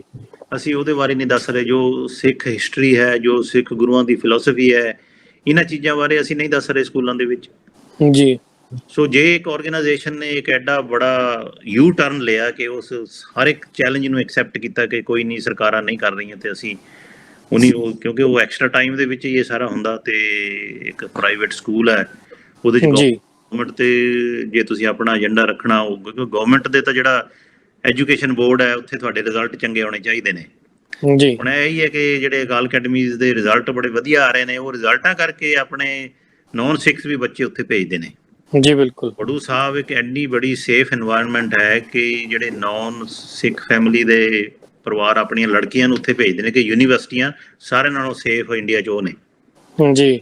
ਤੇ ਉੱਥੇ ਕੋਰਸਿਸ ਵੀ ਬਥੇਰੇ ਨੇ, ਤੇ ਉਹ ਦੇਖੋ ਜਿਹੜੀ ਨਾਲ ਜਿਹੜੀ ਇਹ ਐਕੈਡੈਮਿਕ ਐਜੂਕੇਸ਼ਨ ਵਧੀਆ। ਜੇ ਹੁਣ ਅਸੀਂ ਇਕੱਲਾ ਹੀ ਇੱਕ ਗੁਰਮਤਿ ਦਾ ਸਕੂਲ ਖੋਲ ਦਈਏ ਜੀ, ਉੱਥੇ ਤਾਂ ਸਾਡੇ ਆਪਣੇ ਜਿਹੜੇ ਸਾਡੀ ਕੌਮ ਦੀ ਤੇ ਇਹ ਹਾਲਤ ਹੈ, ਜਿਹੜੇ ਗੁਰੂ ਘਰਾਂ ਦੇ ਵਜ਼ੀਰ ਨੇ ਜੀ, ਉਹ ਕਹਿ ਰਹੇ ਨੇ ਕਿ ਮੈਂ ਆਪਣੇ ਬੱਚੇ ਨੂੰ ਇਸ ਲਾਈਨ 'ਚ ਨਹੀਂ ਪਾਉਣਾ, ਮੈਂ ਇਹਨਾਂ ਨੂੰ ਸਿੱਖੀ ਵਾਲੇ ਪਾਸੇ, ਇਹ ਮੁੜ ਕੇ ਕੰਨਾਂ ਨੂੰ ਹੱਥ ਲਾ ਰਹੇ ਨੇ ਕਿ ਅਸੀਂ ਇਹ ਗੁਰੂ ਘਰ ਦੇ ਗ੍ਰੰਥੀ ਨਾ ਸਾਡੇ ਬੱਚੇ ਬਣ ਜਾਣ ਜੀ। ਪਰ ਦੇਖੋ ਸਿੱਖ ਕੌਮ 'ਚ ਸਾਡਾ, ਅਸੀਂ ਤਾਂ ਬੜੇ ਟਾਰਗੇਟ ਲੈ ਕੇ ਬੈਠੇ ਹਾਂ ਜੀ, ਮੇਰਾ ਬੱਚਾ ਆਹ ਬਣ ਜਾਏ, ਇੰਜੀਨੀਅਰ ਬਣ ਜਾਏ, ਡਾਕਟਰ ਬਣ ਜਾਏ, ਤੇ ਅਸੀਂ ਦੁਨੀਆ ਤੇ ਰਾਜ ਕਰੀਏ ਜੀ। ਪਰ ਨਹੀਂ, ਸਾਡਾ ਇੱਕ ਸਿੱਖ ਦੇ ਤਾਂ ਸਿਰਫ ਇਹੋ ਹੀ ਅਰਦਾਸ ਹੋਣੀ ਚਾਹੀਦੀ ਹੈ ਕਿ ਸਾਡਾ ਬੱਚਾ ਇੱਕ ਗੁਰਸਿੱਖ ਬਣ ਜਾਏ ਜੀ, ਗੁਰਸਿੱਖ ਬਣ ਜਾਈਏ ਅਸੀਂ। ਮੁੜ ਕੇ ਜੇ ਸਾਡਾ ਜਨਮ ਵੀ ਹੋਵੇ ਫਿਰ ਇੱਕ ਗੁਰਸਿੱਖ, ਇਹ ਜਿਹੜਾ ਇਹ ਜੇ ਤੁਹਾਨੂੰ ਇਹ ਇਸ ਤਰ੍ਹਾਂ ਦਾ ਮਾਰਗ ਹੈ ਕਿ ਜੇ ਜਿੰਦੇ ਜੀ ਤੁਹਾਨੂੰ ਇੱਕ ਮੁਕਤੀ ਦਾ ਅਹਿਸਾਸ ਜੇ ਕਰਨਾ, ਤੁਸੀਂ ਕੋਈ ਐਸਾ ਧਰਮ ਹੈ, ਮੈਨੂੰ ਤਾਂ ਪਤਾ ਨਹੀਂ ਬਾਕੀ ਧਰਮਾਂ ਦਾ, ਪਰ ਜਿਹੜਾ ਕੋਈ ਧਰਮ ਵਾਲਾ ਗੱਲ ਕਰਦਾ ਵੇ ਉਹ ਵੀ ਉਹਦੇ 'ਚ ਜਦੋਂ ਕੋਈ ਡਿਬੇਟ ਹੋ ਵੀ ਜਾਵੇ, ਮੈਨੂੰ ਇਹ ਹੁੰਦਾ ਵੀ ਭਾਈ ਕੋਈ ਮੈਨੂੰ ਇਸ ਤਰ੍ਹਾਂ ਦੀ ਗੱਲ ਦੱਸ ਜਿਹੜੀ ਸਾਡੀ ਸਿੱਖੀ 'ਚ ਹੈ ਨਹੀਂ ਜੀ। ਉੱਥੇ ਫਿਰ ਚੁੱਪ ਹੋ ਜਾਂਦੇ, ਕੋਈ ਹੈ ਹੀ ਨਹੀਂ, ਕੋਈ ਐਸੀ ਗੱਲ ਹੀ ਹੈ ਨਹੀਂ ਕਿ ਜਿਹੜੀ ਤੁਹਾਨੂੰ ਸਿੱਖ ਧਰਮ ਨਹੀਂ ਦੱਸ ਰਿਹਾ ਜੀ। ਮੈਂ ਕਿਹਾ ਜੇ ਜਿੰਦਾ ਸ਼ਹੀਦ ਸਮਝ ਲਓ, ਜਾਂ ਤੁਸੀਂ ਜਿਉਂਦੇ ਜੀ ਜੇ ਤੁਸੀਂ ਮੁਕਤੀ ਦਾ ਅਹਿਸਾਸ ਲੈਣਾ ਤੇ ਉਹ ਸਿੱਖ ਧਰਮ ਹੈ ਜੀ। ਅਸੀਂ ਇਹੋ ਹੀ ਮਿਸ਼ਨ ਬਣਾਈਏ ਕਿ ਸਾਡੇ ਬੱਚੇ ਗੁਰਸਿੱਖ ਬਣਨ ਜੀ, ਅਸੀਂ ਗੁਰਸਿੱਖ ਵਧੀਆ ਬਣੀਏ, ਤੇ ਜੀ ਸਾਡਾ ਜੇ ਜਨਮ ਵੀ ਹੋਵੇ ਦੁਬਾਰਾ ਉਹ ਗੁਰਸਿੱਖ ਦੇ ਘਰ ਹੀ ਹੋਵੇ। ਜੀ ਤੋ ਇਹ ਇਸ ਤਰ੍ਹਾਂ ਦੀ ਸੋਚ ਅਸੀਂ ਬਣਾਵਾਂਗੇ ਤੇ ਇਹਦਾ ਹਰ ਇੱਕ ਦੁਨੀਆ ਦੇ ਵਿੱਚ ਸਿੱਖ ਨੌਨ ਸਿੱਖ ਸਾਰੇ ਇਸ ਸੋਚ ਦਾ ਆਨੰਦ ਮਾਣ ਸਕਦੇ ਆ। ਜੀ ਸੋ ਜੇ ਕੋਈ ਆਰਗੇਨਾਈਜੇਸ਼ਨ ਇਸ ਉੱਤੇ ਪਹਿਰਾ ਦੇ ਰਹੀ ਹੈ ਤੇ ਉਹ ਬਿਲਕੁਲ ਕਲਗੀਧਰ ਟਰੱਸਟ ਬੜੂ ਸਾਹਿਬ ਉਹਨੇ ਇਸ ਪਾਸੇ ਕੋਈ ਕਸਰ ਨਹੀਂ ਛੱਡੀ, ਜੀ ਜਿਹੜਾ ਕਿ ਇਸ ਵੇਲੇ ਪੰਜਾਬ ਦੇ ਵਿੱਚ ਕੋਈ 13,000 ਪਿੰਡਾਂ ਦੇ ਵਿੱਚੋਂ 6,500 ਪਿੰਡ ਸਾਡੇ ਕਵਰ ਕਰ ਰਹੀਆਂ ਨੇ 130 ਅਕਾਲ ਅਕੈਡਮੀਜ਼। ਜੀ ਟਾਰਗੇਟ ਹੈ ਕਿ 500 ਸਕੂਲ ਦਾ ਟਾਰਗੇਟ ਜੇ ਪੰਜਾਬ 'ਚ ਪੂਰਾ ਹੋ ਜਾਏ ਤੇ ਪੰਜਾਬ ਦੁਨੀਆ ਦੇ ਨਕਸ਼ੇ ਦੇ ਉੱਤੇ ਇੱਕ ਤਰ੍ਹਾਂ ਦਾ ਚਮਕੇਗਾ। ਜੀ ਜੀ ਚਾਨਣ ਪੂਰੀ ਦੁਨੀਆ ਵਾਸਤੇ ਇੱਕ ਚਾਨਣ ਮੁਨਾਰਾ ਬਣ ਜਾਏਗਾ। ਜੀ ਪਰ ਜੇ ਉਹਦੇ 'ਚ ਯੂਨਿਟੀ ਤੋਂ ਬਿਨਾਂ ਨਹੀਂ ਹੋਏਗਾ। ਪਰਮਾਤਮਾ ਨੇ ਬੜੀ ਵਧੀਆ ਕਲਾ ਵਰਤਾਈ ਹੈ ਕਿ ਸਾਨੂੰ ਪੰਜਾਬ 'ਚੋਂ ਕੱਢ ਕੇ ਸਵਰਗ 'ਚ ਬਿਠਾ ਲਿਆ ਇਹਨਾਂ ਦੇਸ਼ਾਂ ਦੇ ਵਿੱਚ ਆ ਕੇ। ਪਰ ਜੀ ਸਾਨੂੰ ਆਪਣੀ ਜੜ੍ਹਾਂ ਨੂੰ ਕਦੀ ਨਹੀਂ ਭੁੱਲਣਾ ਚਾਹੀਦਾ ਸੀ।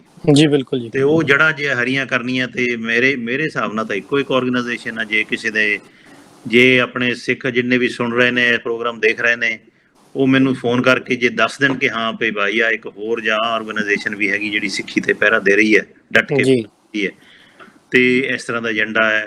ਬਾਬਾ ਜੀ ਤਾਂ ਆਪ ਕਹਿੰਦੇ ਨੇ ਕਿ ਸਾਨੂੰ ਨਹੀਂ ਹੈਗਾ ਵੀ ਸਾਡੇ ਤੁਸੀਂ ਸਕੂਲ ਬਣਾਓ। ਸਾਡੇ ਤਾਂ ਜੋ ਪਰਮਾਤਮਾ ਨੇ ਜੋ ਜੋ ਮਿਸ਼ਨ ਚੱਲ ਰਿਹਾ ਜੋ ਇੰਨੀ ਤਰੱਕੀ ਕੀਤੀ ਹੈ ਇਹ ਕਰਦਾ ਜਾਏਗਾ ਕਿਉਂਕਿ ਸਾਡਾ ਕੰਮ ਬੋਲੇਗਾ। ਉਹ ਨਹੀਂ ਸਾਨੂੰ ਕਹਿੰਦੇ ਸਾਡਾ ਪ੍ਰਚਾਰ ਕਰੋ, ਉਹ ਕਹਿੰਦੇ ਸਾਡਾ ਪ੍ਰਚਾਰ ਸਾਡੇ ਬੱਚੇ ਕਰਨਗੇ, ਸਾਡਾ ਕੰਮ ਬੋਲੇਗਾ ਇੱਕ ਦਿਨ। ਉਹ ਇਹ ਵੀ ਕਹਿੰਦੇ ਵੀ ਸਾਡੇ 500 ਸਕੂਲ ਨੂੰ ਛੱਡੋ, ਤੁਸੀਂ ਜਿਹੜੀ ਵੀ ਸਿੱਖ ਆਰਗੇਨਾਈਜੇਸ਼ਨ ਹੈ ਉਹ ਇਸ ਪੈਟਰਨ ਦੇ ਉੱਤੇ ਸਕੂਲ ਬਣਾ ਦਿਓ ਕਿ ਜਿਹੜਾ ਸਿੱਖ ਦਾ ਬੱਚਾ ਹੈ ਉਹਦੇ ਲਈ ਗੁਰੂ ਗ੍ਰੰਥ ਸਾਹਿਬ ਦੀ ਜਿਹੜੀ ਵਿਦਿਆ ਉਹ ਕੰਪਲਸਰੀ ਕਰ ਦਿਓ ਜੀ ਤੇ ਜਿਹੜਾ ਸਿੱਖੀ ਸਰੂਪ ਹੈ ਉਹ ਕੰਪਲਸਰੀ ਕਰ ਦਿਓ ਤੇ ਸਾਨੂੰ ਗੁਰੂ ਦੀ ਬਖਸ਼ਿਸ਼ ਮਿਲੇਗੀ, ਸਾਨੂੰ ਬਰਕਤਾਂ ਸਾਡੇ ਗੁਰੂ ਪਾਵੇਗਾ ਸਾਡਾ।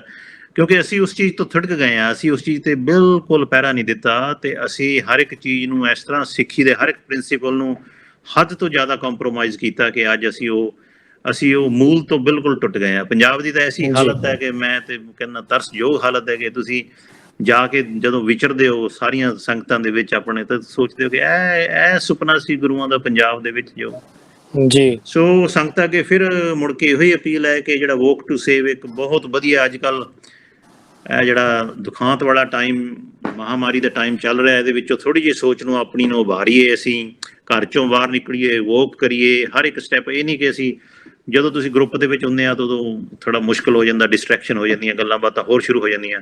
ਤੁਸੀਂ ਇਕੱਲੇ ਘਰੋਂ ਨਿਕਲੋ, ਹਰ ਇੱਕ ਸਟੈਪ ਦੇ ਨਾਲ ਵਾਹਿਗੁਰੂ ਵਾਹਿਗੁਰੂ ਕਰਦੇ ਆ ਜਾਓ, ਤੁਹਾਡੇ ਸਟੈਪ ਕਾਊਂਟ ਹੋ ਰਹੇ ਨੇ। ਉਹ ਤੁਹਾਡੀ ਜਿਹੜੀ ਅਸੀਂ ਵਰਲਡ ਵਾਈਡ ਅਰਦਾਸ ਹੋਏਗੀ ਇਸ ਪ੍ਰੋਗਰਾਮ ਦੀ ਸਵੱਤ ਦੇ ਭਲੇ ਦੀ ਅਰਦਾਸ, ਉਹਦੇ 'ਚ ਤੁਹਾਡੀ ਹਾਜ਼ਰੀ ਲੱਗੇਗੀ ਜੀ। ਤੇ ਨਾਲ ਤੁਸੀਂ ਜਿੰਨਾ ਵੀ ਇਸ ਵਿੱਚ ਵੱਧ ਚੜ ਕੇ ਇਸ ਆਰਗੇਨਾਈਜੇਸ਼ਨ ਦੀ ਹੈਲਪ ਕਰ ਸਕਦੇ ਹੋ, ਸਪਾਂਸਰਸ਼ਿਪ ਲੈ ਕੇ, ਫੰਡ ਰੇਜ਼ਰ ਬਣ ਕੇ, ਵਨ ਆਫ ਡੋਨੇਸ਼ਨ ਦਸਵੰਧ ਦੇ ਵਿੱਚੋਂ ਭਾਵੇਂ 1 ਪਾਉਂਡ ਵੀ ਦਵੋ। ਮੈਂ ਤਾਂ ਉਹ 1 ਪਾਉਂਡ ਹੀ ਤੁਹਾਡਾ, ਜਿਸ ਤਰ੍ਹਾਂ ਦੇਖੋ ਗੁਰਬਾਣੀ ਨੇ ਤਾਂ ਕੋਈ ਸ਼ੱਕ ਹੀ ਨਹੀਂ ਨਾ ਛੱਡੀ ਜੀ। ਜੈਸੇ ਸਤ ਮੰਦਰ ਕੰਚਨ ਕੇ ਉਸਾਰ ਦੀਨੇ ਜੀ, ਐਸਾ ਪੁੰਨ ਸਿੱਖ ਕੋ ਇੱਕ ਸ਼ਬਦ ਸਿਖਾਏਗਾ। ਇੱਕ ਪਾਸੇ ਤੁਸੀਂ 100 ਮੰਦਰ ਸੋਨੇ ਦੇ ਬਣਾ ਦਿਓ, ਇੱਕ ਪਾਸੇ ਇੱਕ ਸਿੱਖ ਨੂੰ ਇੱਕ ਸ਼ਬਦ ਸਿਖਾ ਦਿਓ। ਪਰ ਇਹ ਤੇ ਬੱਚੇ 70,000 ਬੱਚੇ ਜਿਹੜੇ ਨਿਤਨੇਮ ਕਰਦੇ ਨੇ, ਅੰਮ੍ਰਿਤਧਾਰੀ ਨੇ, ਕੀਰਤਨ ਕਰਦੇ ਨੇ, ਉਹ ਤੁਸੀਂ ਫਲ ਦੇਖ ਲਓ। ਕਿ ਮੈਂ ਤੇ ਇਹ ਵੀ ਬੇਨਤੀ ਕਰ ਰਿਹਾ ਕਿ ਤੁਹਾਡਾ 1 ਪਾਉਂਡ ਵੀ ਕਰੋੜਾਂ ਦੇ ਬਰਾਬਰ ਹੋ ਜਾਏਗਾ। ਇਹ ਜਿਹੜਾ ਸਾਡਾ ਹੋਕਾ ਹੈ ਇਹਨੂੰ ਕਬੂਲ ਕਰੋ ਜੀ। ਇਹਦੇ 'ਚ ਹੁਣ ਮੈਂ ਤੇ ਨਹੀਂ ਜੇ ਸੁਣ ਕੇ ਵੀ ਕਬੂਲ ਨਹੀਂ ਕਰਦੇ ਤਾਂ ਮੇਰੀ ਸਮਝ ਤੋਂ ਉਹ ਚੀਜ਼ ਬਾਹਰ ਹੈ। ਕਿਉਂਕਿ ਮੈਂ ਤਾਂ ਕਹਿ ਰਿਹਾ ਕਿ ਜਿੱਦਾਂ ਹੁੰਦਾ ਕਿ your step makes a difference. ਇਹ ਸਾਡਾ ਕੋਵਿਡ-19 ਚੈਲੰਜ ਹੈ। We are saying your step makes a difference ਜੀ। ਬਿਲਕੁਲ ਜੀ। ਇੱਕ ਰਜਿਸਟਰ ਕਰਕੇ ਇੱਕ ਸਟੈਪ ਕਰਕੇ ਵਾਹਿਗੁਰੂ ਕਹੋ ਜੀ। ਬਿਲਕੁਲ ਜੀ। ਉਹ ਲੇਖੇ ਦੇ ਵਿੱਚ ਬਿਲਕੁਲ ਜੀ। ਇੱਕ ਮੈਸੇਜ ਸਾਡੇ ਕੋਲ, ਇੱਕ ਸੰਦੇਸ਼ ਸਾਡੇ ਕੋਲ ਤੁਹਾਡੇ ਇਸ ਵਾਕ ਟੂ ਸੇਵ ਦੇ ਲਈ ਸਾਡੇ ਬਹੁਤ ਹੀ ਸਪੈਸ਼ਲ ਤੇ ਰਿਸਪੈਕਟਡ ਮੈਂਬਰ ਆਫ ਪਾਰਲੀਮੈਂਟ ਸੀਮਾ ਮਲਹੋਤਰਾ ਜੀ ਵੱਲੋਂ ਵੀ ਆਇਆ ਹੈਗਾ ਆ। ਮੈਂ ਚਾਹਾਂਗਾ ਕਿ ਅਸੀਂ ਇੱਥੇ ਉਹ ਆਪਣੇ ਦਰਸ਼ਕਾਂ ਨਾਲ ਸਾਂਝਾ ਕਰੀਏ ਜੀ। ਸਤਿ ਸ਼੍ਰੀ ਅਕਾਲ। ਵਾਹਿਗੁਰੂ ਜੀ ਕਾ ਖਾਲਸਾ, ਵਾਹਿਗੁਰੂ ਜੀ ਕੀ ਫਤਿਹ। I want to thank everyone who has helped make COVID-19 Walk to Save happen. It is an extraordinary effort. 28,000 kilometers in 28 days to follow in the footsteps of Guru Nanak Dev Ji and remember his philosophy. And in the promotion of physical and mental health and spiritual uplift, this initiative is raising vital funds for the support of the Kalgidar Trust in India. Across the world, we have seen the welfare of children hit hard by this pandemic. Supporting children with the gift of education is a gift of love, and a gift for life. So I want to encourage everyone who can to take part, and particularly young people. You will remember this effort and being part of it for the rest of your life as you become the leaders of tomorrow. So thank you for being part of this wonderful effort, and please do spread the word. Waheguru ji ਕਾ ਖਾਲਸਾ, ਵਾਹਿਗੁਰੂ ਜੀ ਕੀ ਫਤਿਹ। ਇੱਕ ਵਾਰ ਫਿਰ ਤੋਂ ਸਵਾਗਤ ਹੈ ਸਾਰੇ ਹੀ ਦਰਸ਼ਕਾਂ ਦਾ ਇਸ message ਤੋਂ ਬਾਅਦ। ਦਰਸ਼ਕੋ, ਤੁਸੀਂ ਦੇਖਿਆ ਕਿ ਜੇ ਸੀਮਾ ਮਲਹੋਤਰਾ ਜੀ ਜੋ ਮੈਂਬਰ ਆਫ ਪਾਰਲੀਮੈਂਟ ਹੈਗੇ ਨੇ ਯੂਕੇ ਦੇ ਵਿੱਚ, ਉਹ ਸੰਦੇਸ਼ ਦੇ ਰਹੇ ਹੈ ਕਿ ਇੱਕ ਬਹੁਤ ਹੀ ਵਧੀਆ ਉਪਰਾਲਾ ਹੈਗਾ ਆ ਕਲਗੀਧਰ ਟਰੱਸਟ ਦਾ। ਉਹ ਪਹਿਲਾਂ ਵੀ ਸਪੋਰਟ ਕਰਦੇ ਰਹੇ ਹਨ ਇਵੈਂਟਸ ਨੂੰ ਕਲਗੀਧਰ ਟਰੱਸਟ ਦੇ, ਤੇ ਉਹ ਜਾਣਦੇ ਨੇ ਕਲਗੀਧਰ ਟਰੱਸਟ ਦੀਆਂ ਐਕਟੀਵਿਟੀਜ਼ ਨੂੰ ਵੀ। ਉਹਨਾਂ ਨੇ ਜੋ ਹੋਕਾ ਦਿੱਤਾ, ਜੋ ਮੈਸੇਜ ਦਿੱਤਾ, ਕਿਉਂਕਿ ਉਹ ਮੈਂਬਰ ਆਫ ਪਾਰਲੀਮੈਂਟ ਹੈਗੇ ਨੇ, ਤਾਂ ਉਹ ਜ਼ਿਆਦਾ ਅਸਰ ਰੱਖਦਾ ਹੈਗਾ, ਕਿਉਂਕਿ ਲੋਕਾਂ ਵੱਲੋਂ ਚੁਣੇ ਹੋਏ ਨੁਮਾਇੰਦੇ ਨੇ, ਪੀਪਲਜ਼ ਰਿਪਰੈਜ਼ੈਂਟੇਟਿਵ ਨੇ।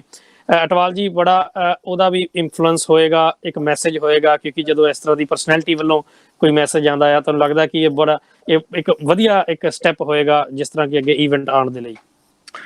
ਹਾਂਜੀ ਬੱਬਲ ਸਾਹਿਬ, ਜਿਹੜੀਆਂ ਚੰਗੀਆਂ ਸਰਕਾਰਾਂ ਨੇ ਉਹਨਾਂ ਨੂੰ ਪਤਾ ਹੈ ਕਿ ਆਹ ਜਿਹੜਾ ਜ਼ਮਾਨਾ ਹੈ ਇਹ ਡਾਇਲੋਗ ਦਾ ਜ਼ਮਾਨਾ ਹੈ, ਇਹ ਡਿਬੇਟ ਦਾ ਜ਼ਮਾਨਾ ਹੈ, ਡਾਇਲੋਗ ਦਾ ਜ਼ਮਾਨਾ ਹੈ, ਐਜੂਕੇਸ਼ਨ ਦਾ ਜ਼ਮਾਨਾ ਹੈ ਜੀ। ਉਹ ਤੇ ਕੁਦਰਤੀ ਸੀਮਾ ਮਲਹੋਤਰਾ ਜੀ ਸ਼ੁਰੂ ਤੋਂ, ਜਦੋਂ ਤੋਂ ਬਾਬਾ ਜੀ ਇੱਥੇ ਆਉਂਦੇ ਨੇ, ਜਿਹੜਾ ਵੀ ਕੋਈ ਸਾਡਾ ਪ੍ਰੋਜੈਕਟ ਹੁੰਦਾ ਜੀ, ਉਹਦੇ ਵਿੱਚ ਸਾਰਿਆਂ ਨਾਲੋਂ ਜ਼ਿਆਦਾ ਜਿਹੜੀ ਸਪੋਰਟ ਸਾਡੀ ਕੀਤੀ ਹੈ ਬੜੂ ਸਾਹਿਬ ਮਿਸ਼ਨ ਦੀ, ਗੁਰੂ ਨਾਨਕ ਨਿਸ਼ਕਾਮ ਸੇਵਕ ਜਥਾ ਸੋਹਰੋਡ ਭਾਈ ਸਾਹਿਬ, ਤੇ ਉਹ ਤੋਂ ਬਾਅਦ ਜਿੰਨੇ ਵੀ ਐਮਪੀਜ਼ ਹੋਰ ਗੁਰੂ ਘਰਾਂ ਨੇ ਬਹੁਤ ਵੱਧ ਚੜ ਕੇ ਇਸ ਪ੍ਰੋਗਰਾਮ ਦੇ ਵਿੱਚ ਹਿੱਸਾ ਦਿੱਤਾ ਜੀ। ਤੇ ਸੀਮਾ ਮਲਹੋਤਰਾ ਜੀ ਹਮੇਸ਼ਾ, ਜਦੋਂ ਵੀ ਇਹਨਾਂ ਨੂੰ ਅਸੀਂ ਕਿਸੇ ਵੀ ਪ੍ਰੋਗਰਾਮ ਤੇ ਸੱਦਿਆ ਨਹੀਂ, ਹਮੇਸ਼ਾ ਆ ਕੇ ਸਾਡੀ ਸਪੋਰਟ ਕੀਤੀ ਹੈ।